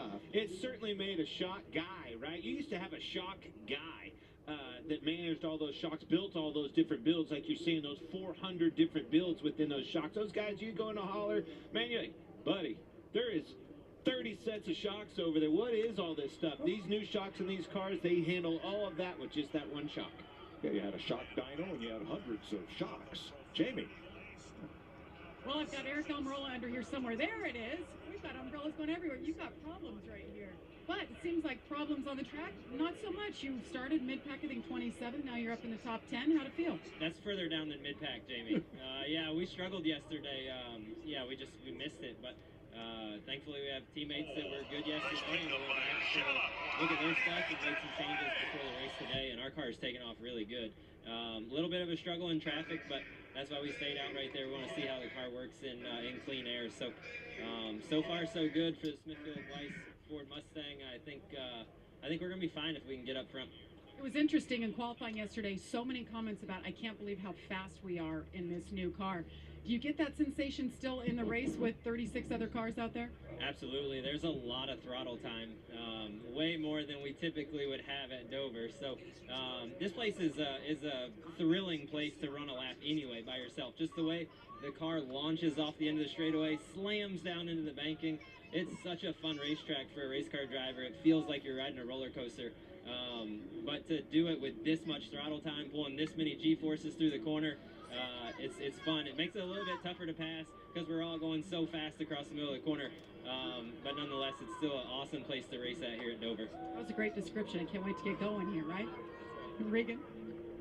Well, Jamie, in the pre-race, we saw that Ross Chastain and Daniel Suarez, they do everything together. I climbed up on the pit box here, and you guys are sitting here. You're having a regular old team meeting right now up here. How's things going so far? Well, we're trying to figure out the weather, how we can fix that, but unfortunately we can't control that one. But overall, it's been good. Hopefully the weather cooperates here a little bit and we can go back in action. Ross, I was listening to your crew chief on the radio a little while ago. He I said, hear the Air "It's a Titans." little bit tight, but the tires look perfect." I know that was some concern earlier today. How has the car been for you? Doesn't feel perfect tire-wise. I thought I had wore out my rear tires really bad coming to the comp caution, so I just took it easy and rode around and just tried to get it to the end. I did not. I thought. I'm bored too, Winval. There's nothing to do. It's a rain delay. I was like, I want to go find him now because I don't know if I believe him. Got to ask you guys, I don't think there's any team having more fun right now in the sport than Trackhouse Racing and you guys both. What's it been like every week coming to the racetrack, just the excitement and energy around this team? I mean, it's great. I feel like Justin Marks, Ty Norris, everyone in Trackhouse Racing, they have built a very good foundation for us to come to a racetrack and not just have fun, but also be competitive. Every time that you're competitive, it's almost like it's automatic that you're already having fun. And the one, they have done a hell of a job lately. Winning races, being up front. We've been very fast, and hopefully we can win one of these races very soon. Ross, you always have your watermelon force celebrations. When your amigo gets his first win, what are we going to do? Get a watermelon? What are we going to do here? Well, he won't even bring me an extra Coke to up here during the rain delay, let alone, like, I think it's going to have to, you got to smash something, man. Like, it has to. It has to be something different. What can I smash? I think about it. Una piñata. I want to smash a piñata or some tacos or something. I want to smash something. We'll look forward to seeing that. Have a good rest of the day, guys. Smash a piñata, right? That's why not? Smash. I think I just gave him his victory lane celebration. That's what I'd have if I was him. I might have lied a little bit. You heard Eric Almirola talk about the throttle time, how that changes throughout the course of a run, how it differs from other racetracks. Let's go back and look at this, how from lap 3 to lap 33 in a run with Denny Hamlin riding along. Pay attention to the throttle. Obviously, you see the speed difference between the two, but you can see the brake and the throttle action. The other thing about this and the difference in the lines is how you roll out of the gas, go back to the throttle in the middle, and then go back to it. That's what you see right in there of him getting to the gas across here and then bailing out and then back to it. Big time differences as you go. And again, Clint, that's 30 laps. And these drivers, the 7 drivers that stayed out, they've got 22 laps, 22 green flag laps on their tires. And to the end of this stage, the Air Titans are out. We still have 42 laps to the end of stage 1. The other thing I liked about, that graph right there and what you see is you notice in 3 and 4, he moved to the outside, ran the outside in 3 and 4. When you change your lineup at this racetrack because of that banking and you say you're trying to pass a guy in front of you, completely changes how you drive. Then you roll in, you want to get in a little bit harder. Float out of that thing and use virtually no brake at all running the outside. Let that thing go up drift, get it rotated, and back to the gas as hard as you can, making that straightaway long. That's how you make the outside work. On the bottom, completely different. Charge the corner, arc it in, getting in, use brake, back to the gas, squirt the middle, up out of the gas, roll back to it. Drastically different how you run those two different lines. Now we're looking at the back straightaway. You see the transition from the 24-degree banking of turn 2 to the 9-degree banking back in the straightaway.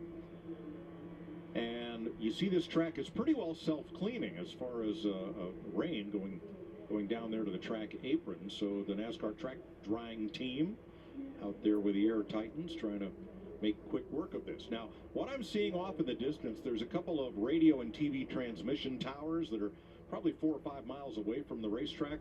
And 5-10 minutes ago, you couldn't see them at all. Now they're very plain. Not the one right next to the track. Yeah, back here you there you couldn't go, see very long ago. That's good. Yep.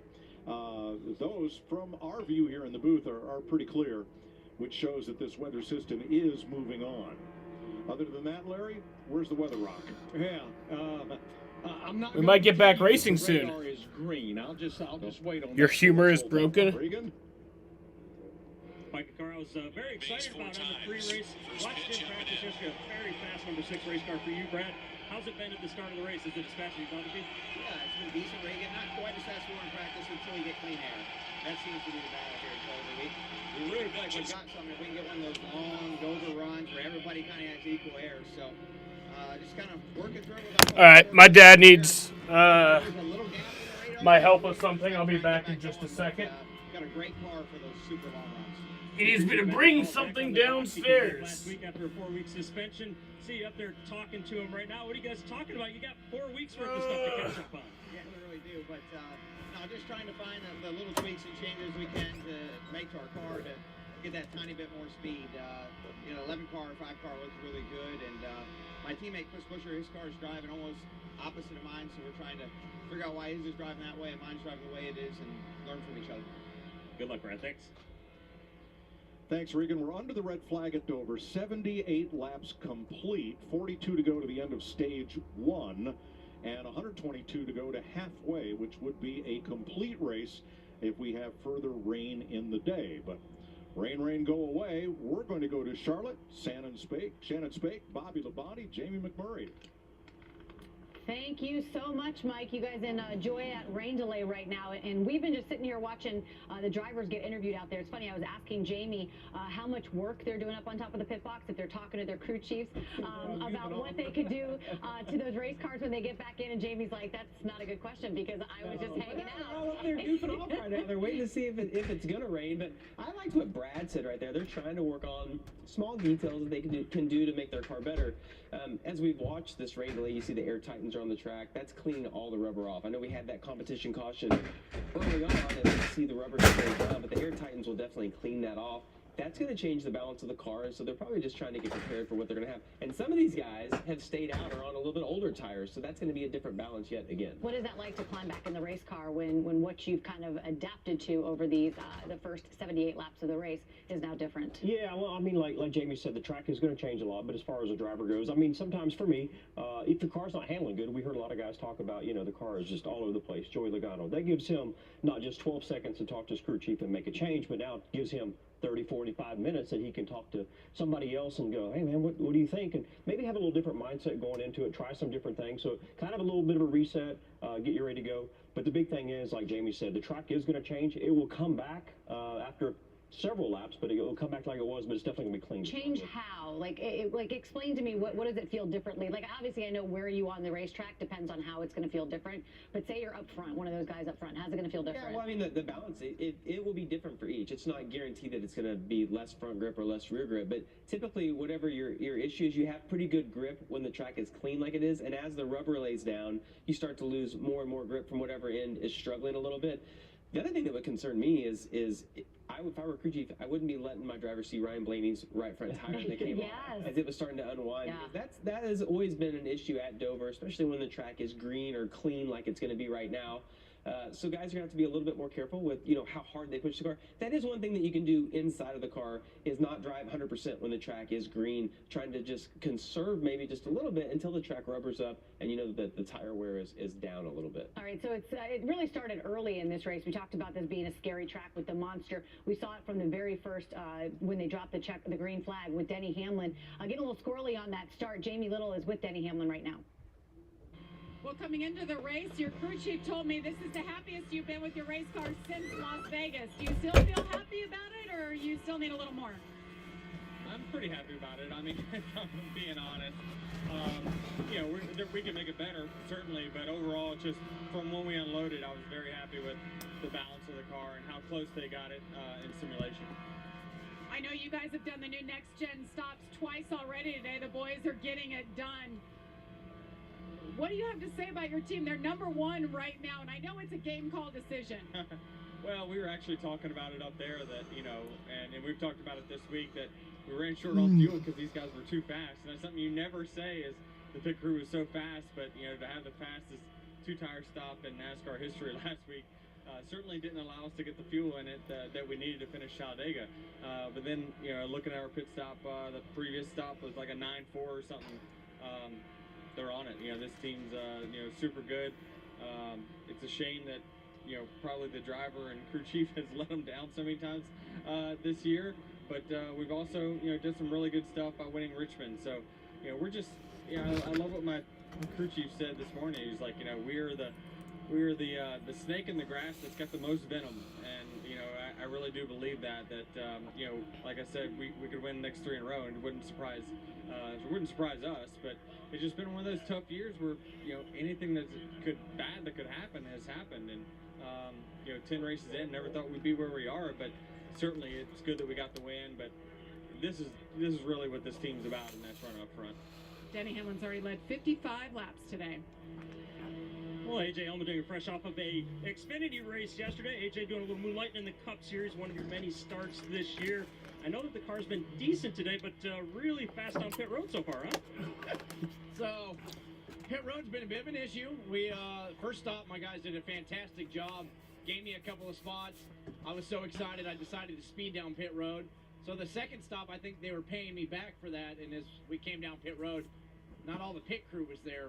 Nature was calling on a couple. So we've had a bit of a struggle on pit road so far, but the Action Industry Chevy's been actually really quick. I'm sure like a lot of guys fighting dirty air and traffic, but I really feel good if we could get somewhat near the front. We have a lot of speed in the car, but hey, it's Dover. I think the first time I've been here and it's rained, and so far so good. But we'll get back whenever we get back to green. I think when we get up front, we have some speed in this race car. Shannon, I walked over here to compliment AJ on his hair. It hadn't moved at all day long. About that exact same time, all the rain on top of the tent came down and doused AJ. He might need a dry suit here in a minute. That's good luck. It's stupendous, right, Regan Smith? It's stupendous. Yeah. Stupendous. You've got that, Shannon. There you go. $20 heading your way, my friend. I don't think I'd be the right guy to make a hair joke. No. Have you ever had, like, that happened to me one time, just the whole tent just fell on top of me? Yeah. No? All the water. All right, let's talk about Denny Hamlin, right? This season, we like to say that there's been ups and downs for some people, but for Denny, really has been all downs, just one up, right? Yeah, I mean, it's been unbelievable thinking about kind of the way his year ended last year and how it started this year.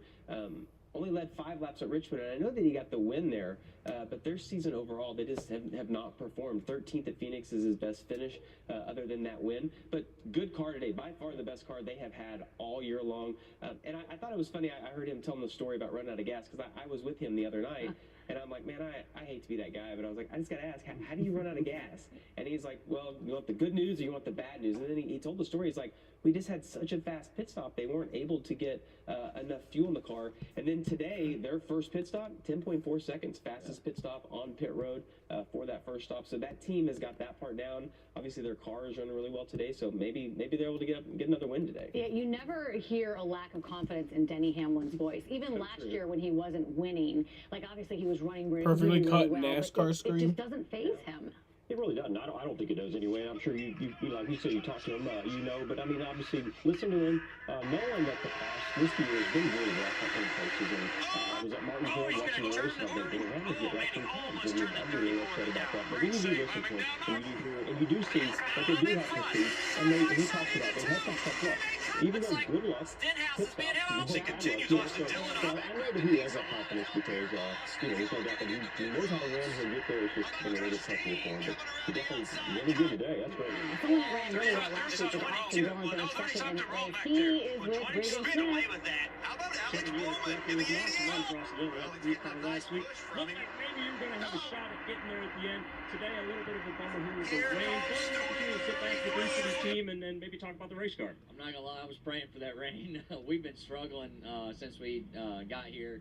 Practice, our Brez Fury Chevy's just been tough. I mean, it's not under me right now, but we're working hard. We made some big adjustments right there, that caution. So hopefully new track, green track. I don't know. We need something to go right here. But we worked hard. Like I said, it was a great run last week, and we'll keep digging and see what it brings us.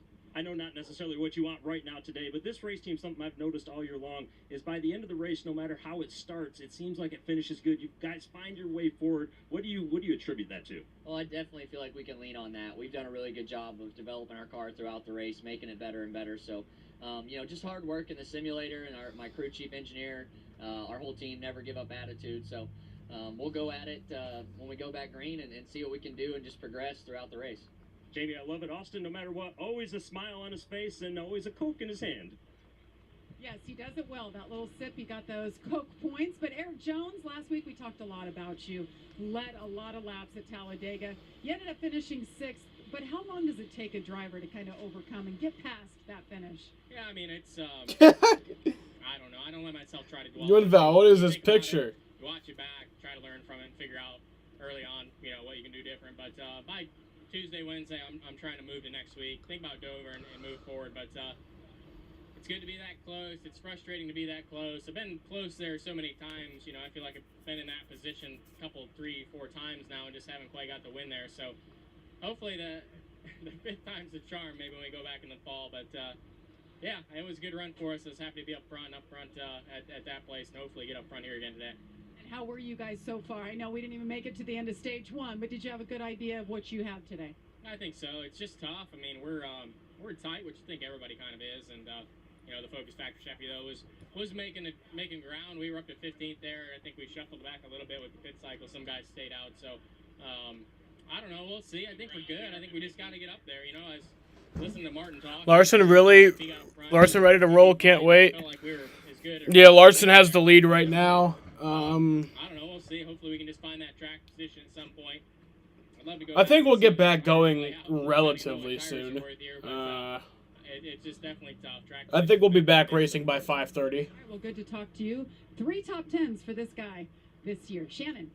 Thank you so much, James. I'm looking forward to seeing his boss in the booth. You call her James and she calls you Shan? I do, and I call you James too. You don't say the whole name? You don't ever hear me say that to you. I always call you James because I call her James. Yes, those are our little nicknames. So cute, isn't it? Looking forward to seeing his boss in the booth next week at Darlington, as they just announced that Richard Petty will be up there with the guys for a stage next week. But when you look at his glasses on? He's definitely. I had to do an interview with Richard Petty one time, and they asked me to ask him to. You're leaving soon to get your booster shot. When do you think you'll be back? He obviously, Eric Jones, coming off that great run last I mean, week. it doesn't take that long. Dover is just one place, but he does have a win at Darlington. How can he sort of bridge the momentum this week at Dover? Well, I felt for Eric Jones after Talladega because I've been in that position where you're leading coming off turn 4 and you don't get the win, and you relive. You go in there, you pretty much get the shot. You wait like 5 minutes to get the shot, and then you have to wait there for like 15 minutes after the shot.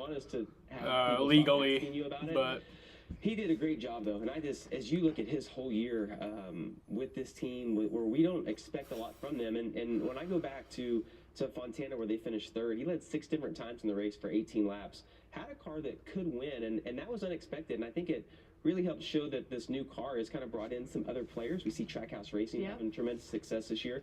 Obviously, GMS Petty is also having that success, but he's done an exceptional job this year, and I don't think you can say enough about his performance. No, there's no doubt about it. And you think about, we just talked about Denny Hamlin and what he's been up and down this year. And obviously, minus his win, Eric Jones, their team's probably just as good. I mean, there's a solid in different races. So I do think it's the team came together late. And when they went to the Coliseum, they're really fast. So they've had speed for the most part all year long. So if Talladega, the start finish line would have been that darn triumph, he won that race. But yeah, I'm like with you, Jamie. I know after a hard loss after that race, I mean, it's just all you can do to kind of bite your lip. Going to some good tracks in front of him though, so that's good. And that team will definitely get better and continue to improve all year long. Got to have a little confidence going back to a place that you won, especially when it's such a big one like he won in the Southern 500. And I think, I mean, the confidence doesn't just come from being at a track that you like. It comes on how they have performed this year. They've been good at Fontana. He ran 9th at Coda on a road course, and then to be leading in a super speedway, that's really good to be good at all those different type of racetracks. And then obviously going to Darlington where he's won before, yeah, I mean, you got to have pretty good confidence. Let's go back out to the track. Regan is with Bubba Wallace. Well, Shannon, somebody who's always good at Dover. I know I've followed you around this place a number of times in the Xfinity Series. Bubba Wallace, having a good day today. Running top 10 the majority of the race. You guys just pitted there, so back a little bit in the pack. But how's the day been going otherwise? We've been tight. That second run caught us off guard. We were tight the first run. We adjusted for that, and we fired off tighter. So missed the boat a little bit. I guess pun intended since it's raining. Oh, sorry, Winval. What'd you say? Just got to get a little bit better handling. We may get food before. Our speed is okay. Do you think Daniel Dye punishment is fair? What was his punishment? All I know is that he got arrested. I don't know anything else. All I know is he got arrested because of didn't he like assault someone? Look a little bit ginger, a little bit sore perhaps. How's everything feeling this week? Yeah, no, I slid in the seat a little bit, so that wasn't fun. But no, all good. You know, neck was a little bit sore. Felt like one of those metalcore shows that I go to throughout the year. My neck was about the same soreness as So what is the no good music involved, obviously. like what is his All punishment? good. They build safe race cars. Just those hits are a lot. They take a lot out of you. So back for another week of redemption. You know, we've been running with a ton. Oh, of he speed hit someone in the last handful of balls. Races and good results at the end of the race, but just the finishing result hasn't been there. So not for lack of effort. We just have to keep after it, stay persistent, and stay hungry. Jamie, the speed's there for Bubba. He got indefinitely suspended by ARCA. And the same could be said for his I feel like he should not be indefinitely suspended by ARCA. I feel like whenever they release him, then it should just be over with. Yeah, the car had a weird load vibration and then lost power assist. And I just thought it was because the pace we were running, and then with the high banks here. He got arrested for grinding on someone, and the guy who he was grinding on didn't consent. Oh wow, okay.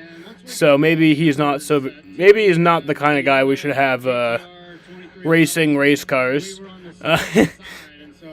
He was teabagging someone, and they tried to pull him off, and he hit the dude in the balls. And work our way back up. Awesome. So we did fix our problem. All I knew is that he assaulted somebody and that he got arrested for it. But yeah, he punched a classmate in the balls. That's not nice. You get into that dirty air and you have to find a rhythm, and we just need longer runs for that rhythm to unfold. But Monster Energy Toyota and everybody here is like, we just need a little bit of luck. We were that close to winning last week, got in a wreck. Week before was in a wreck of a parked car on the front straightaway. I hate bringing back home wrecked cars. Well, Kurt Busch just mentioned he started this race in the Been under a 33-minute delay. He's looking good for the 45. Keep your eye on him. 34-minute delay. Clean again, Shannon. Yeah, so she said Shannon. She said Shannon. Yeah, that was tough to get out. Yeah, thanks, James. You wanted to talk about Kurt Busch. That was one of the guys that you mentioned when we first sat down here earlier today. Yeah, I mean, Kurt's one of those guys that we expected to go over there, and he's going to run well. And he had a stretch where they were performing every single week. They were never getting stage points, but I feel like Kurt's experience and being able to put himself in the right position at the end, they were getting decent finishes, but not getting the stage points. But they went to Richmond, they had the fuel pump issue, did not run well at Coda. The Bristol dirt race did not work out well for him. So it's put them down in points. He's 19th now in points, has a little bit of work to do. But he's just one of those guys that every year somehow seems to find his way to victory lane. I think he will find his way to victory lane this year too. I don't know where, because he can run well at every type track. But clearly he's performing. You can see he's down a little bit there just because of the way they performed the last 4 or 5 weeks. But he will get that deal figured out. But he is one of the guys that we've talked to so far during this rain delay that seems to be pretty happy with his car. I mean even Ryan Blaney, who's running in the top 5, he didn't sound 100% confident in this race car, and we heard confidence from Kurt. Yeah, I mean, I think so. And I mean, I think, what we've seen was obviously with Kurt having to start the back, and we were talking about a minute ago. Thing is, it says the rain should end around 7, and that's not enough time to dry the track. We're not racing today. Everybody fighting that. This new car is a lot different. I don't know that, what they found. But I want to wait for official word. Really fast yet, but everybody seems to be a little bit tight, and the ones that aren't tight are just out of control. So we need to have.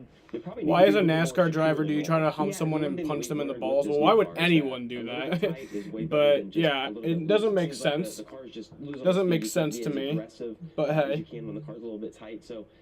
But Kurt has been one of the few cars in this race. Rain has picked up significantly, and they are shutting off the air titans. So just steadily made progress. We lost all that progress that we just made. A little bit more track position. He might have a car. Look, Denny Hamlin's been the best car in the race so far, and we know that comes from the same organization, 2311 and Joe Gibbs Racing, getting the same cars. So Kurt could have a car that's capable of winning. When you don't have a car like these guys that we're hearing that they're struggling, that they need to work on. You lost the track. Yep. Things go by very fast here at Dover, right? I mean, do you have a lot of time to work on it? You can just go a lap down so fast here. Look, it takes 22 seconds to go around a 1-mile racetrack.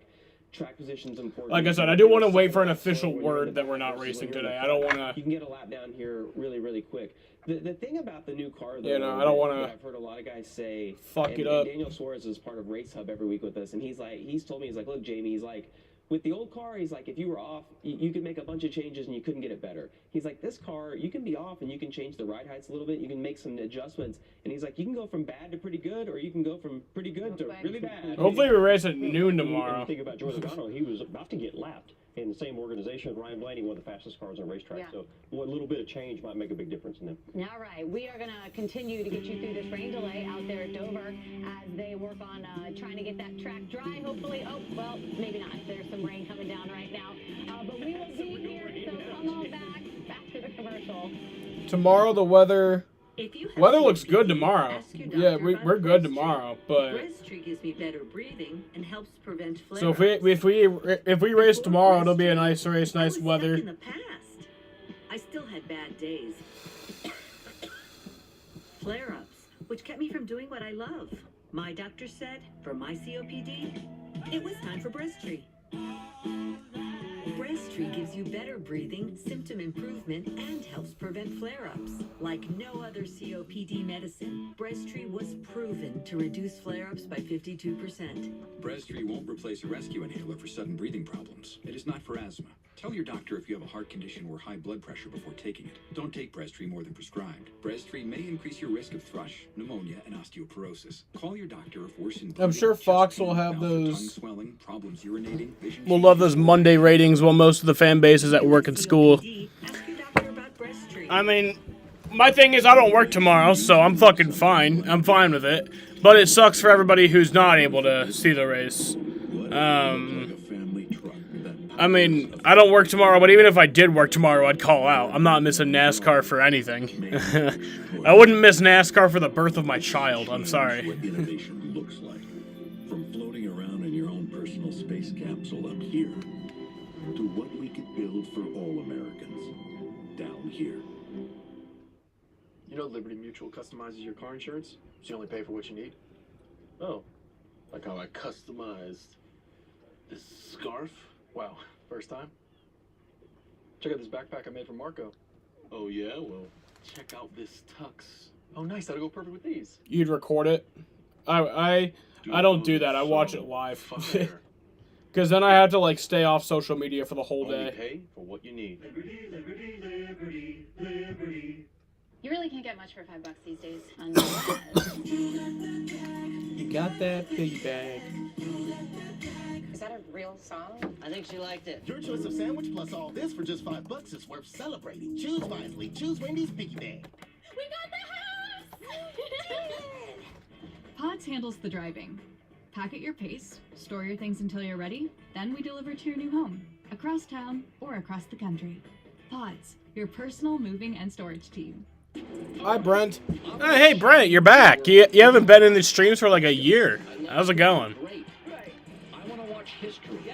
You want to root for the underdog. Good luck with that. In sports, You're not celebrating your own birthday unless you get a girlfriend? Don't do that. Don't be like that. Obviously. Your birthday is important, Winval. It doesn't matter how many times I'm right, you'll still argue with me. Didn't your birthday already pass? I thought your birthday was in April.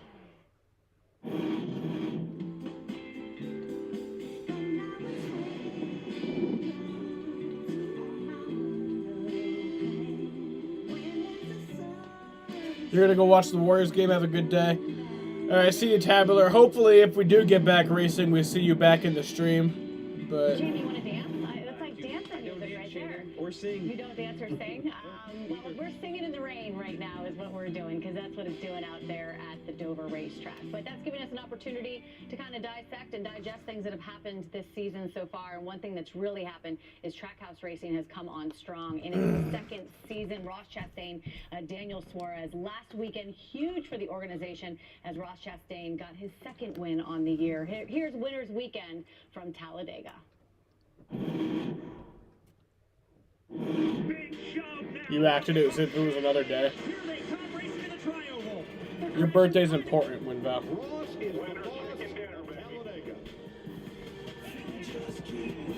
Trackhouse Racing in victory lane again this season. That's wild. I don't know. I mean, I watch it and I don't understand how it happened. You know, we're building a new team and we've got two drivers that haven't worked together before coming together, and the string of top fives we put together early with 2 wins now. It's just confidence building. On the way down here, on the flight down, I was telling Philip, like, I'm so excited to get to Dover, Kansas, Darlington, Charlotte, Texas. Those are where I felt like the one car in Trackhouse and Chevrolet could really thrive. To win at a road course and win at a super speedway driving for a team in the Cup Series, that's an incredible feeling. Every track has its own uniqueness, and obviously super speedways are a completely different animal. You think pitting under green is easy? Not so much. Speeding penalties for Ross Chastain. I left the pit box, the 47 was launching out of his, and I thought he was going to hit me, and I just squirted throttle out of panic, and I was staring right at my dash, and I'm supposed to be 1 red light, and I was 5. He wasn't going to hit me. I should have trusted him, but I just reacted, and my foot squirted the gas. These motors are peppy, and it just jumped forward that little bit. Sorry. My cousin passed away. She was 47. Man, I'm sorry about that, Brent. The fact that Dover doesn't have lights is a crime itself. I'd love to watch a night race there. They have lights on the backstretch, but that's it. They need to put lights all the way around the track.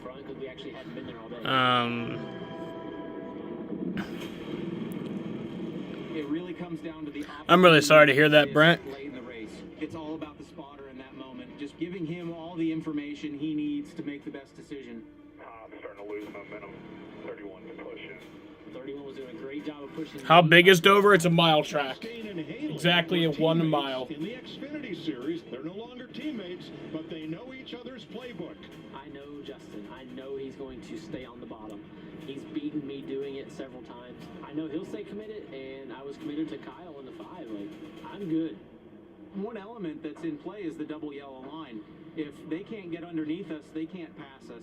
He just recognized the situation that was around him and executed appropriately. My best chance to finish as good as possible is going to be commit to the bottom. I've always been the one to make the moves and be the aggressive one, and I was like, you know what, if I just stay the course here, this is going to be my safest spot. Coming off 4 with the lead is one thing, but winning at Talladega is a separate thing. The start-finish line's still 3/4 of a mile away, and a lot generally happens in that 3/4 of a mile. Here comes a run with the 5. The 5 made a right, and the 43 made a right, and I just drove straight. And he's in the wall. Opens the door up for the one, Ross Chastain. I knew I didn't need to block the 3. I had the momentum to get to the line, and Oh my gosh! How about you, Ross Chastain? We won! Yes! Yes, yes, yes! my voice is sore right now from yelling and screaming, but the thought I keep coming back to is just that, like, how thankful I am. There's been hundreds, if not thousands, of people that have helped me get here. Trying to physically and in person thank those people is almost impossible, but just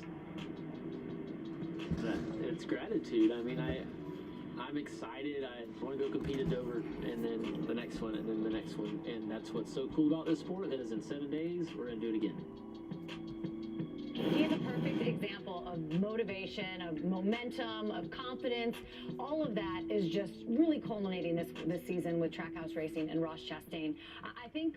Go ahead. You want to say something? He's the story that every go-kart kid, late model, whatever you race, that you don't come from a wealthy family. He's the guy that gives you hope, because he didn't come from a wealthy family. We know that he's a watermelon farmer from Florida, but his hard work, persistence, not always being in. I mean, he drove some sub-average equipment for many years, and you wonder, like, what are you doing? Like, BRB making sad TikToks since the Astros lost 3-2. Turned it into this year. I mean, as Dover, actually in Dover, Delaware, yeah, it is. He won at Coda, and he's like, look, I didn't. Do you want to race sometime on Nascar E5? Yeah, I'm down. Had never won a race. I do have a PS4. Of the last 5 races, and he's in such a good position over there, and really the transition from Chip Ganassi Racing to Trackhouse was minimal for him, because he kept Phil Surgeon, his entire team, all those guys stayed together that were the 42 team. So the transition's been, I think, the easiest on him, but he has been able to capitalize on it. And it's amazing, Bobby, because they can win at a road course, they can win at a super speedway, he runs well at a mile and a half, he runs well at every type track.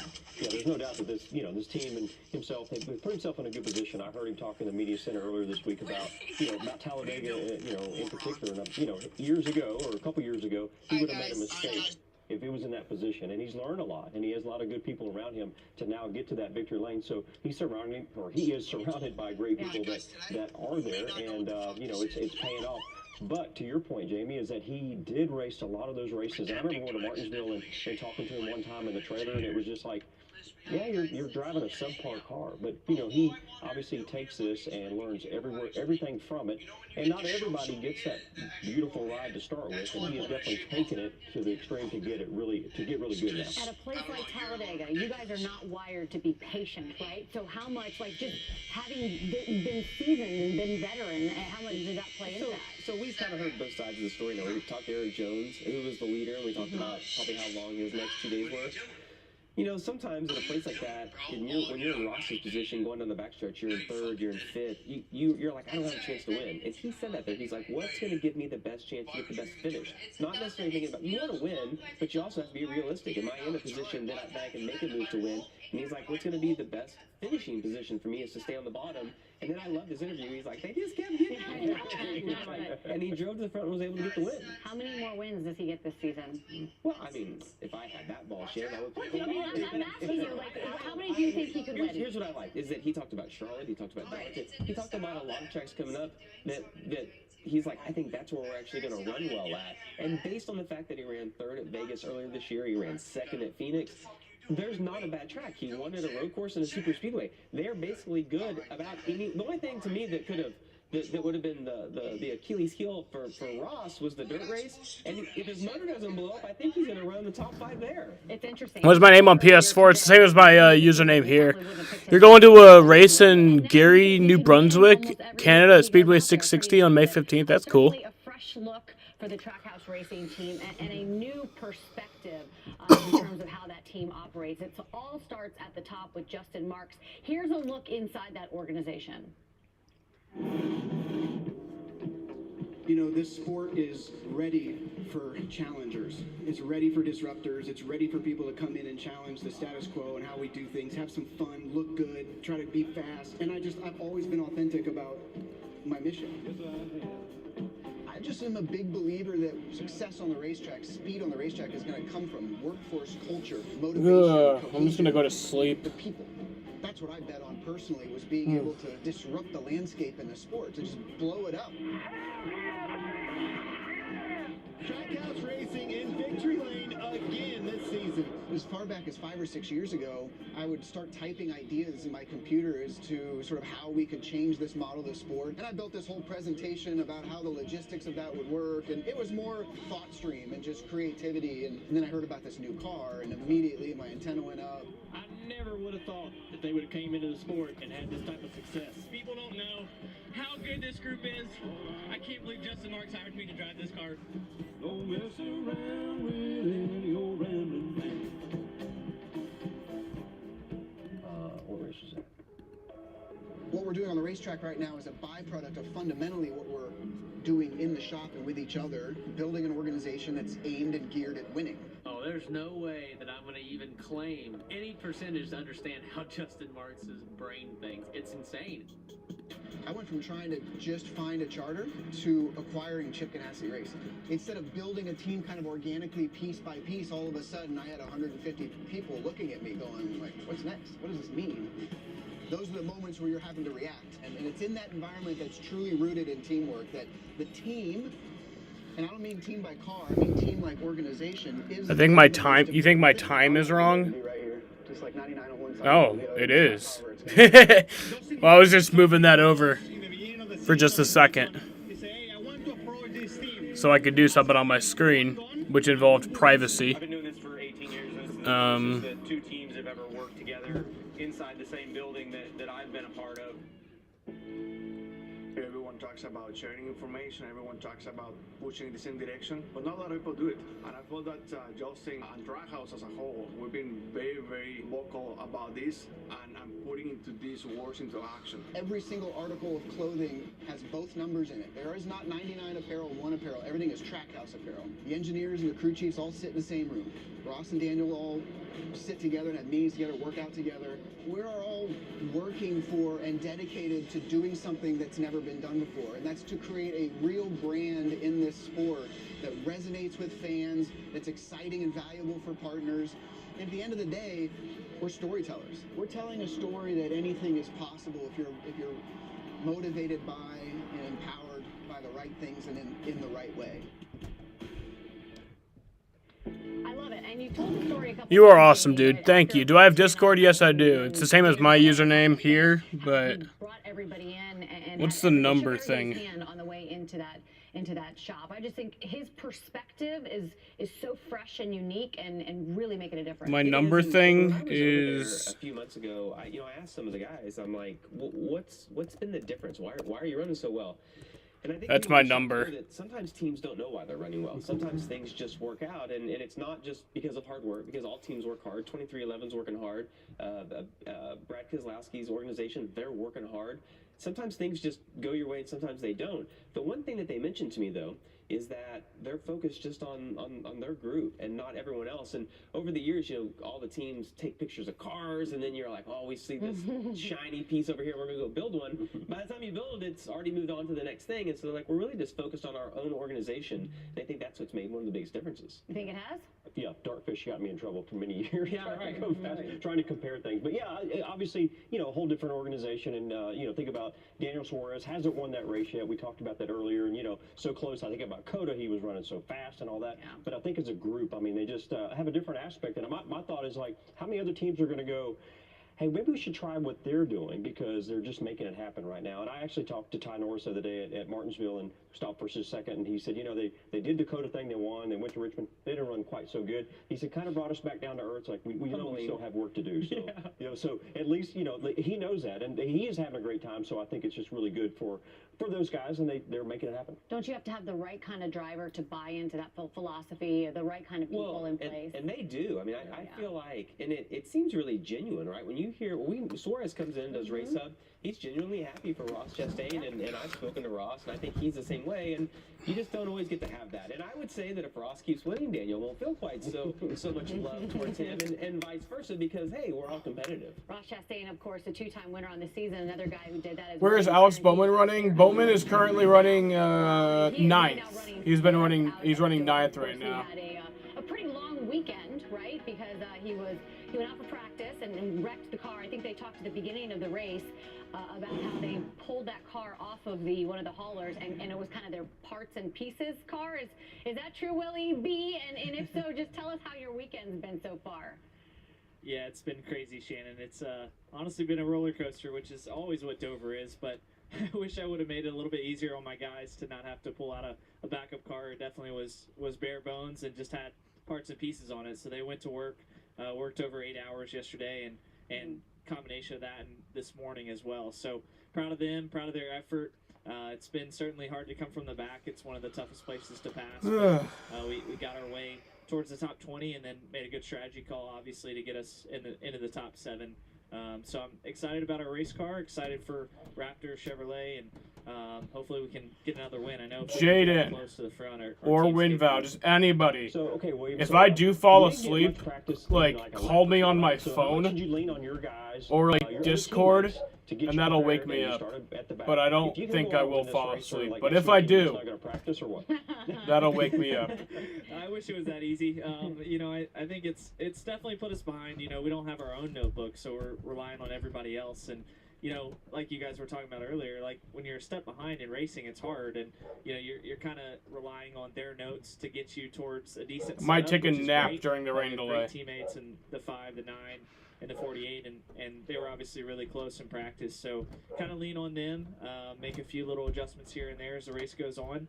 You know, we need to work on our restarts a little bit, so a little bit on my end, a little bit on the car, and hopefully we get a little bit better in that area, and we should have a shot to win.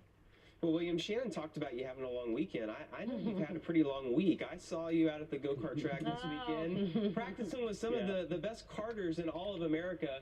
So I kind of got a couple of questions. I want to know, first off, why you go out and do that. And then the second part of that is I see the smaller kids, you know, come up to you and have a conversation. What's that like to be the guy in the Cup Series, a winner, to be able to give back to a smaller community? And just what are the conversations like with the kids? Yeah, it's really cool. You know, it's cool seeing you guys out there with your son as well. And I feel like it's just it just makes me better. You know, anytime I can get in something that really challenges me. I've been on all sides of the spectrum lately. Talk later, you rock. Thank you, Brent. See you, man. To a go-kart. Those are totally different cars and totally different competition levels. They're both really, really good at what they do. So it's just fun for me to go out there and challenge myself against people that are really good at what they do. You know, it's no different than racing the Cup car on Sunday. There's 40 guys out there at the go-kart track that are amazing at those go-karts. So I enjoyed it, and like you said, I enjoy meeting the kids too, because I was that kid, and I was that guy at the racetrack going to Martinsville and trying to meet a driver. I would do anything to meet a driver when I was 5 or 6 years old and kind of hear what he has to say and his opinion on things. So it's awesome to see that support, and I just hope I can kind of give back to that community. Really, I didn't grow up racing go-karts. I kind of skipped that part of things, and they're really competitive, especially in different classes, so it's fun. Yeah, I wanted to ask you about that late model dirt race that you were in. I'm glad that you brought that up. I think that was before the Bristol dirt race. I've covered Eldora many, many times when a lot of guys who have never been on dirt or don't have a lot of dirt experience get in those cars and just don't even know what is going on. So what was that like for you? Yeah, it was a lot of that. You know, I'm like, where's the right front? Like, where's the right rear? Like, I don't even know where the car is on the racetrack. I'm trying to visually kind of understand the bearings of the car, and you know, with this next gen car, you're driving a lot off, you know, the front tires. You know, you're not ever loose, and so going back to that dirt late model and being that sideways and figuring out how to make grip that way was different. I definitely need a lot of work on that, but it was fun. I like putting myself in different positions and seeing how I do, and I get to go race a super late model on asphalt, you know, which I've been doing a lot of this year, next weekend at Nashville, so I'm excited about that too. William, it was recently announced that Junior Motorsports is going to field a 5th car. You, Chase Elliott, and Kyle Larson are going to share that car. Why go back and run the Xfinity Series? The cars are so much different now. Is that something you want to do at tracks that you feel like you need a little more experience at, or is it just because you want to go do a little more racing? Yeah, it's definitely track focused. You know, I think that the races I'm going to do are places that, you know, Texas, for example, I ran really well there last year in the Cup car, but I haven't been there in a low downforce car in a while, and obviously this next gen car has very little downforce. So I'm looking forward to kind of learning some things there with the JRM guys, and really just cool to get an opportunity to go race anything, especially something that's competitive. Obviously, JRM's had a great year with Noah and Justin and Sam and all their drivers, so it's fun to go back to that and kind of see what we can do. You talk about track focus, and when you think of Hendrick Motorsports, my brain always goes to Martinsville, which of course you won at this year. But the next track on that list is of course Dover. All the success that Hendrick Motorsports has had at this racetrack, particularly the 48, Jimmy and Chad. What is the sense of pride going into a Martinsville weekend or a Dover weekend for this entire organization? Yeah, it's big. I mean, you know, unfortunately, some of that mojo doesn't carry over into this new car, but we've got a great notebook regardless. I mean, I'm sure they could take lawnmowers around this thing, and the guys at Hendrick could figure out how to make it work. So, I think it's just having that notebook. Even though it's a new car, you kind of know how to get around these corners. You know what's important. The balance you need. So that's critical. Although it's a new car, like I said, it is still kind of that confidence and momentum from the shop to know that we're going to a place that we've always run well. William, thank you so much. I appreciate it. I just want to watch some racing, Hopefully man. it stops raining and we can get this thing in today. Good luck. I know you're running 5th right now out on the racetrack. Yeah, thank you all. Appreciate it. All right. I wanted to ask him. Wanted to ask you about that. Go ahead. You have something I'm to just say? thinking, like, I think, that we talk about as drivers move up, the veterans have to get better because every generation gets better at driving. And the best way to get better at something is to become comfortable at being uncomfortable, right? For that saying. And I think that's why we see so many of these guys, him going to run go-karts against all these guys, him going to run a dirt late model. It's changed so much. There was a time when Rick Hendrick or Chip Ganassi, they're like, no, I hired you to drive a cup car and you're driving a cup car and I don't want you to get hurt in something else. But I think what we've realized, and Kyle Larson, Tony Stewart, those kind of guys have opened our eyes, is that it's okay to let these guys go drive a different type car, get good at something else, because maybe you can apply some of that to what we do here today. Yeah, and I do think that sometimes that is like a circle, because you do it for a while, and then, for me, I was like, I want to run everything I can, and then it's like, all right, I'm tired, I don't want to run. But then you do have the generations that come in, they start doing it, you go, well, Ooh, I got something from McDonald's. But obviously we see it more today, because there's been guys that go out there and do that. So it's exciting to see. I will have to say I was a fan at Martinsville. Yeah. I got in. I had you were sitting in the I was stand. totally fan. And I went in there basically to go look at William Byron's car. I know one of his crew guys, and I'm like, I'm going to go check this thing out. Cool. So it was funny when he said that, I was the opposite. I'm like the kid going to watch him race, because I kept my eye on him. We were rooting for him for the truck race, and so it was fun. So it's really cool to see William, see those kids out there at the go-kart track, but doing all this racing and really good for Hendrick Motorsports. They wanted to run those Xfinity races. They called and say, can we run some? And it's happening. Yeah, I just so appreciate when someone like William or Kyle Larson last year came out and ran go-karts. And it's so cool for me. I just can't imagine when I was a kid racing go-karts if Mario Andretti or Dale Earnhardt Sr. Can you imagine? Jeff Gordon. Yeah, because he's old enough he could have been one of those guys.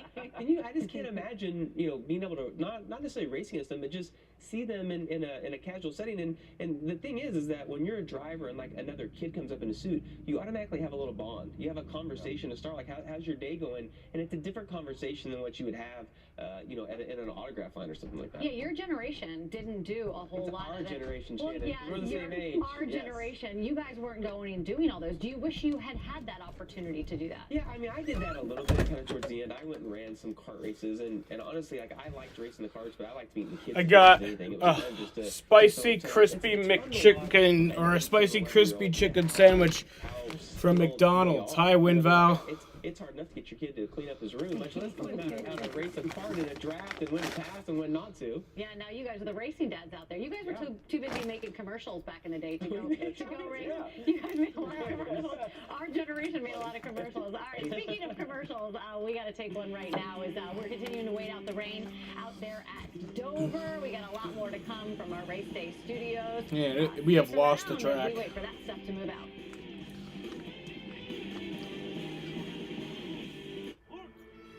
You made the TikTok? I'm gonna go watch it right now.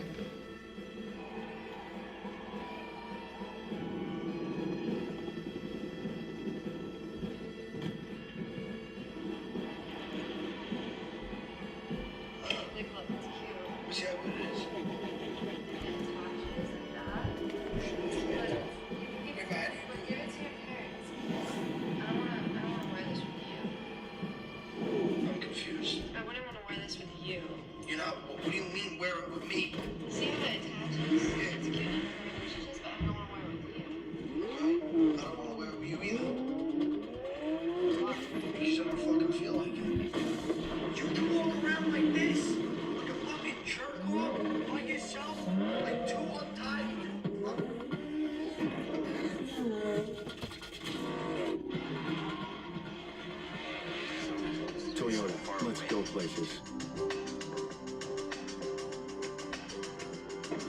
It's all an illusion.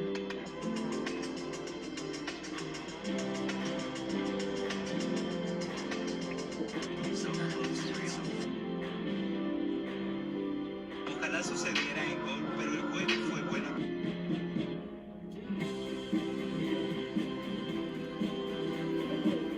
I watched it.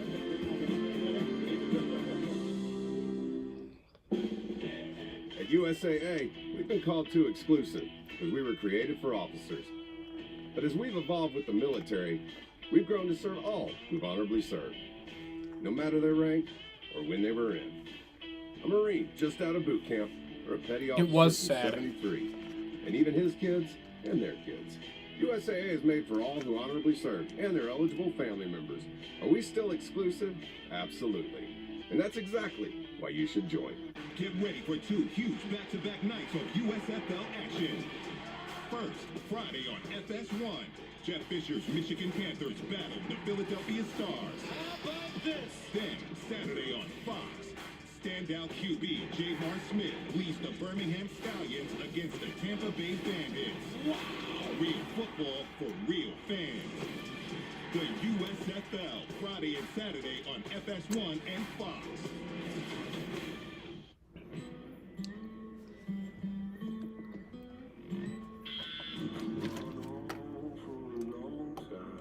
You killed my little girl. I will take vengeance.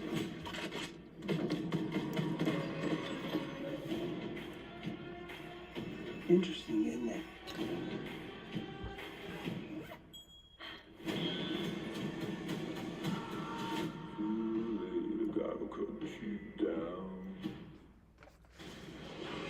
Brace for impact. This is awesome. It's Friday Night SmackDown on Fox. Listen to this place. Crowd is witnessing history tonight. Tap into network television's greatest spectacle. King Woods. As the baddest superstars on the planet are unleashed in prime time. All new Friday Night SmackDown, sponsored by Progressive at 8 Eastern on Fox. When AAF was on, nobody on our recommendations talked about the league. What is AAF?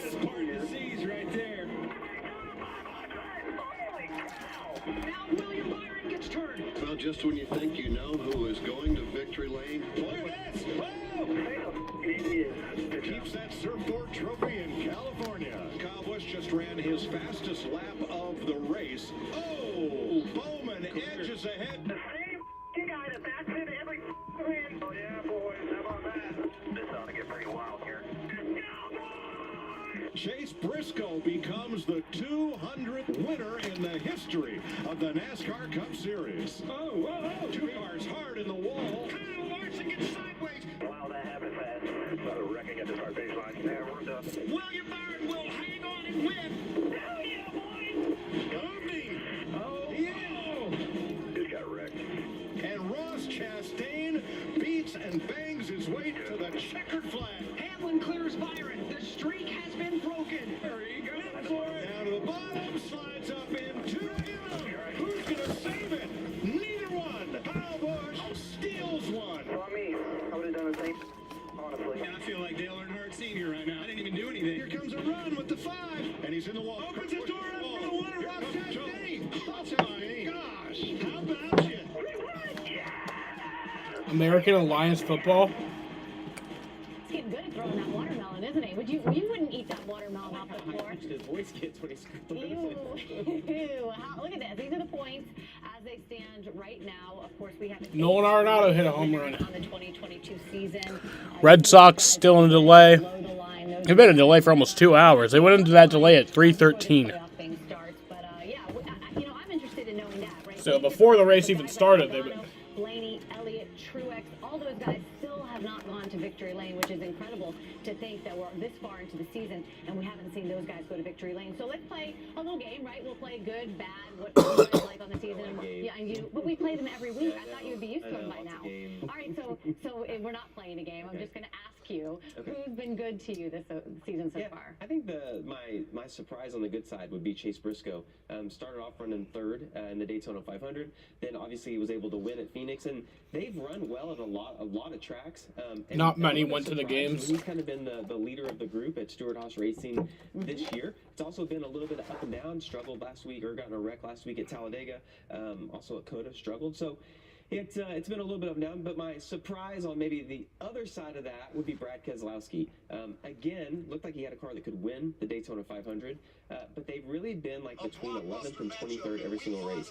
But what I like about Brad is his attitude, and it doesn't matter if you read it on Twitter or if he does an interview, he's always very positive about the direction of the team, what they need to work on. I think the fact that Buescher said on the pole here shows a bright spot. I thought Brad actually in practice had one of the better cars, especially on the long run.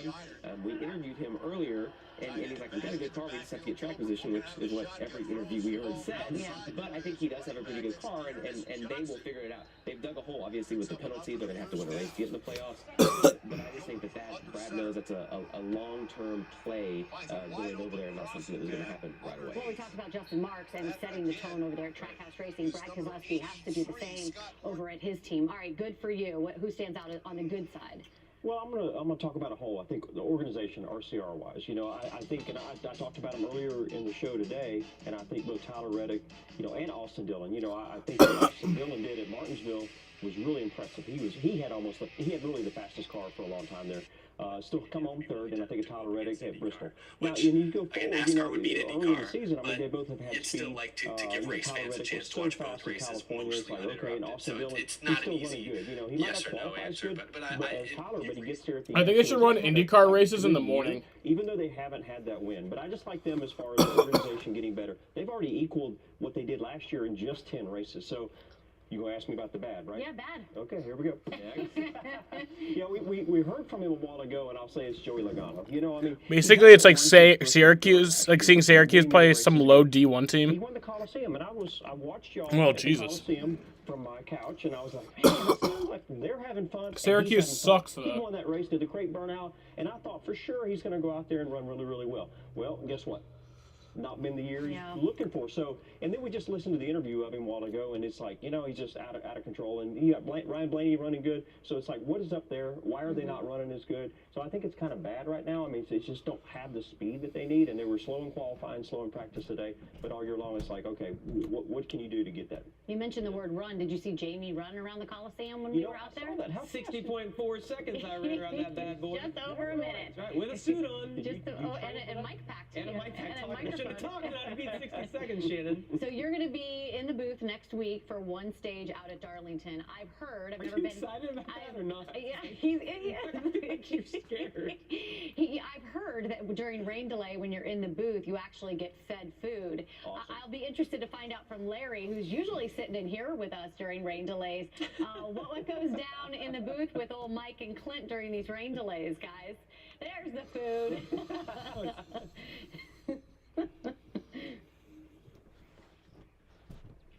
I request a different.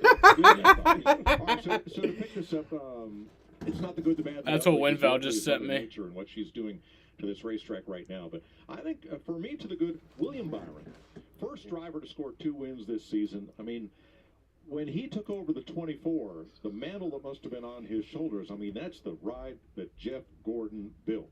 Yeah, Cecil Gordon had it before him, but Jeff Gordon made a dynasty out of the 24.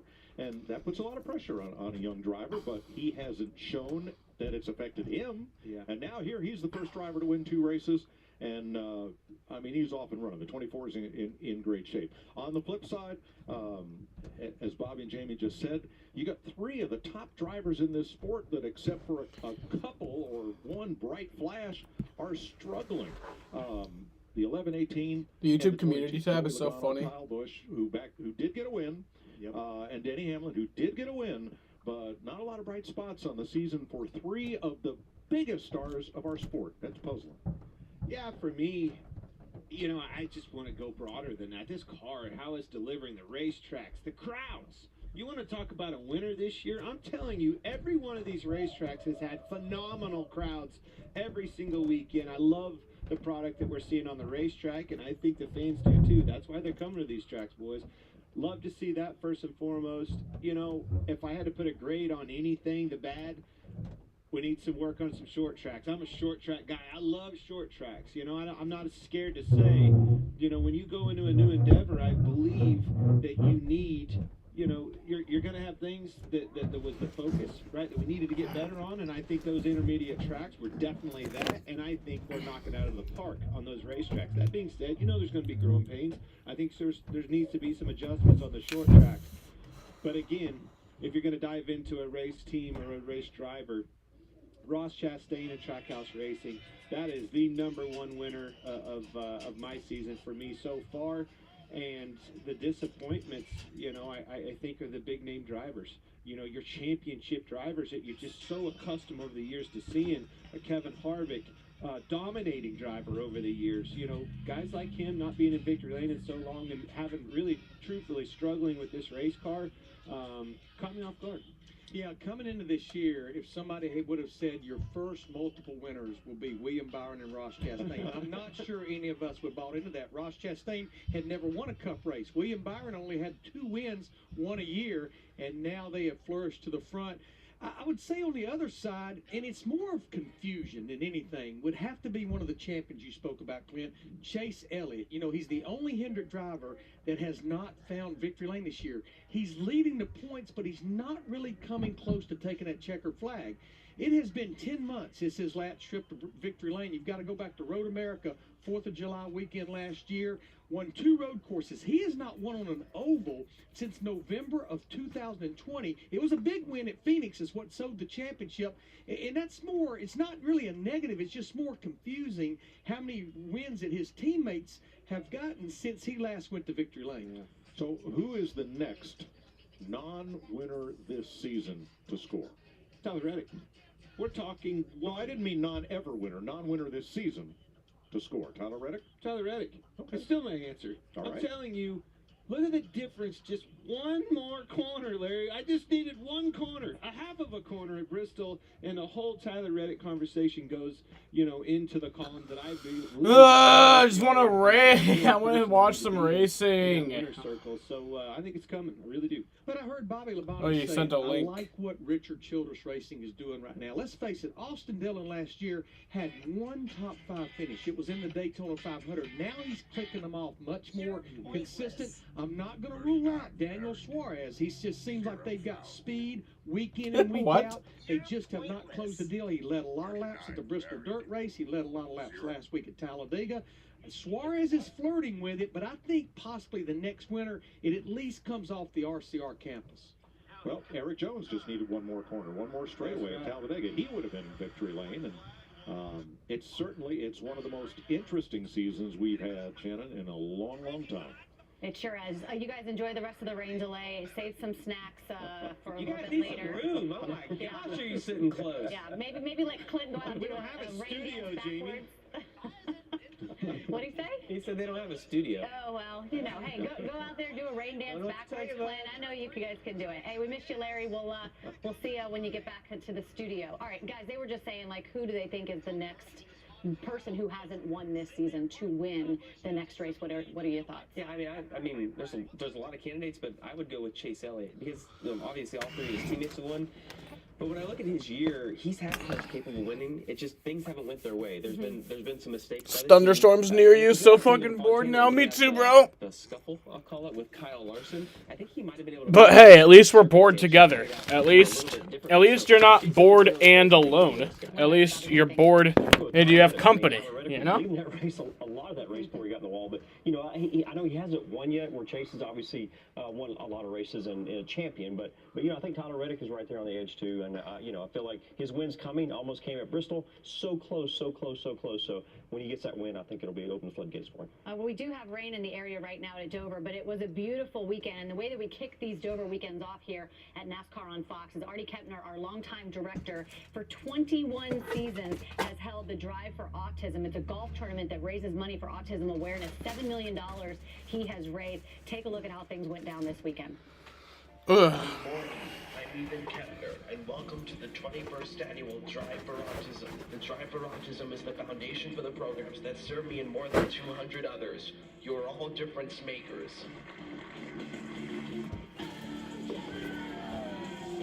Thank you so much to Artie Kepner for doing what he does for autism, putting this tournament on. It's a great time. It's a bad golf, not only out of me, but my team as well. Man, it's crazy to think we've been doing this for 21 years. It's so awesome coming to Delaware. Lots of smiles, lots of happiness. I just made a birdie. It makes me happy, but also that we're raising money and awareness. You know why they call this golf?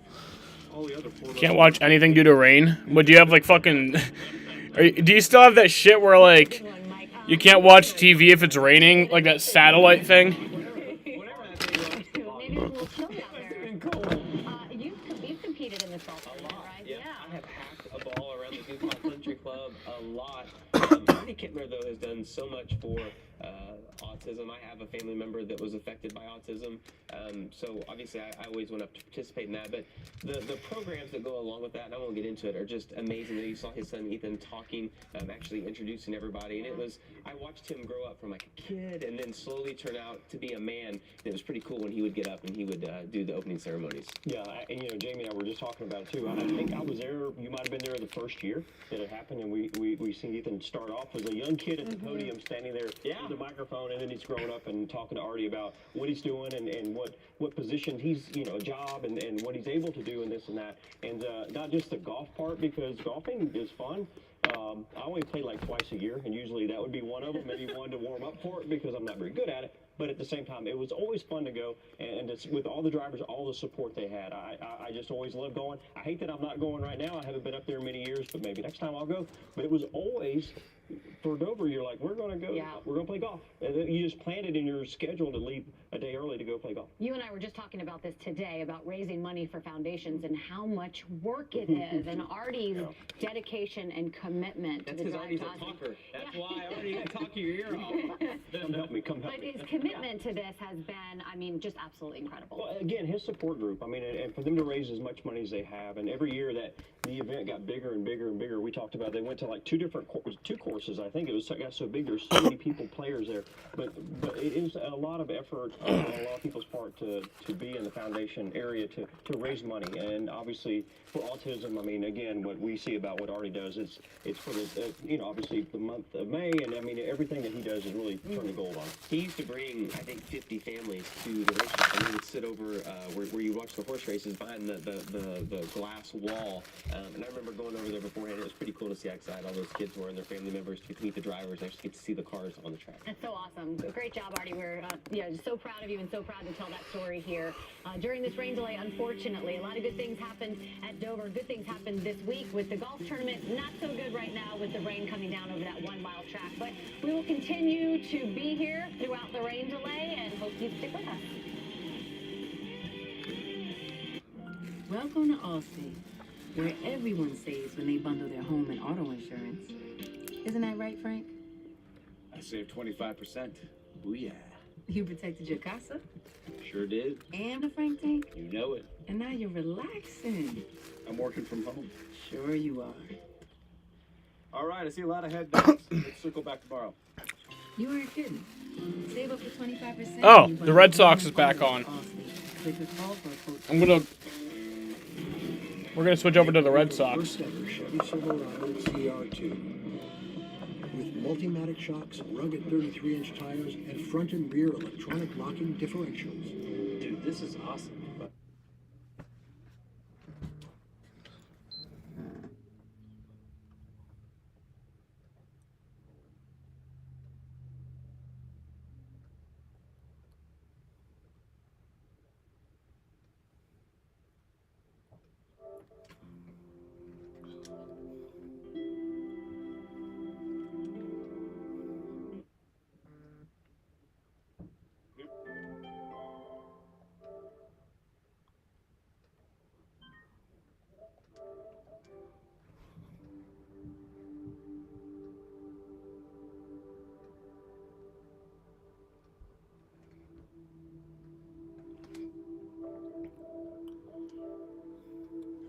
Oh, Discord.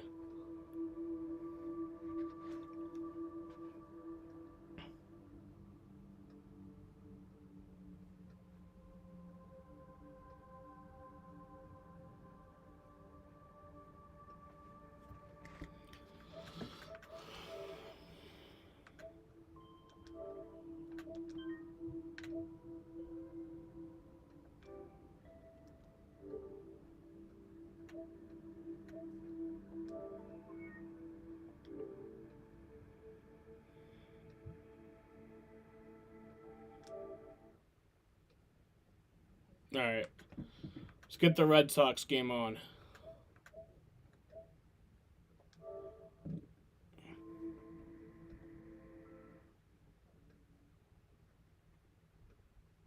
Yeah.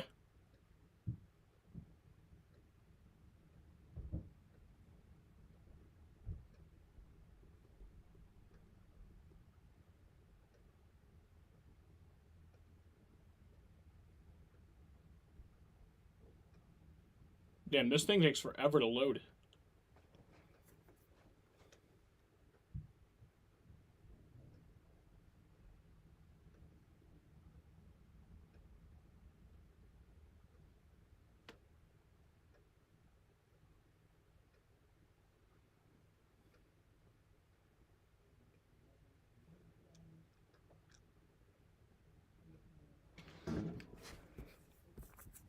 Yeah, we'll open up the MLB.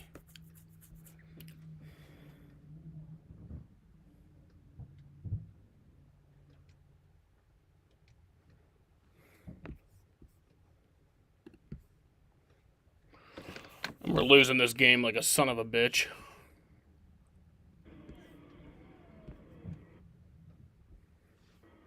So the Orioles trying to take 2 out of 3 from the Sox on the last day of this long road trip. Red Sox away for 10 days. Finally coming home. That's in for a strike.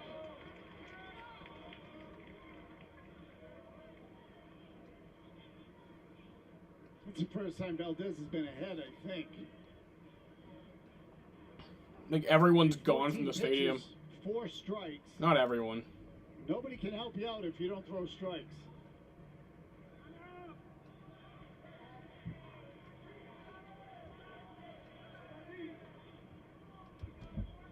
Red Sox will be home for 6 games against the Angels and the White Sox. Strike 2. Then hit the road for Atlanta and Texas. Lakins and Tate side by side in the Oriole pen. It sits right below the Red Sox bullpen on left center.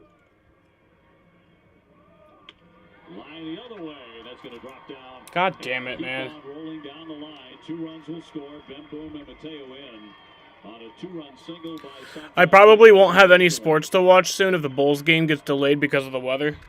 You can watch the Red Sox. Right now it's a 5-run sixth for the Birds. Well, 3 batters that Valdez put on have now come around to score. I still have hope that we get this race in. Came into the game, and the Orioles have completely blown this thing open now. Actually, no, I don't. 8-1 Baltimore. This is worst case Because we would have 8 o'clock is when it gets darkened over. 2.5 hours till 8 o'clock. Yeah, the conversation lasted about 40 seconds. So that wouldn't even be enough time to finish the race if it were to start right now. Mountcastle has gone over 2 with a walk. An intentional pass in that 5th inning when it was a tight game.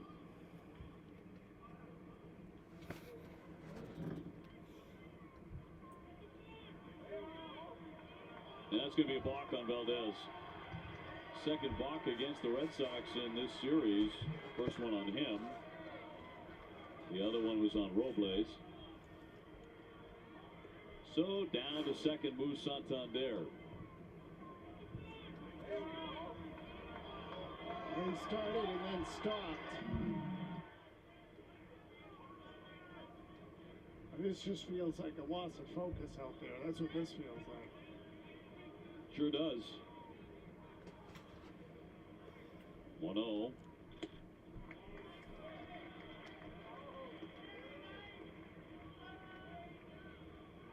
Well, this inning began with a home run by Rougned Odor right before the rain delay, then a walk. And then Valdez hit the first batter he faced, walked the next man, then gave up a 2-run double. 1 out later, a 2-run single by Santander, and the game has gotten away. And that did not take long.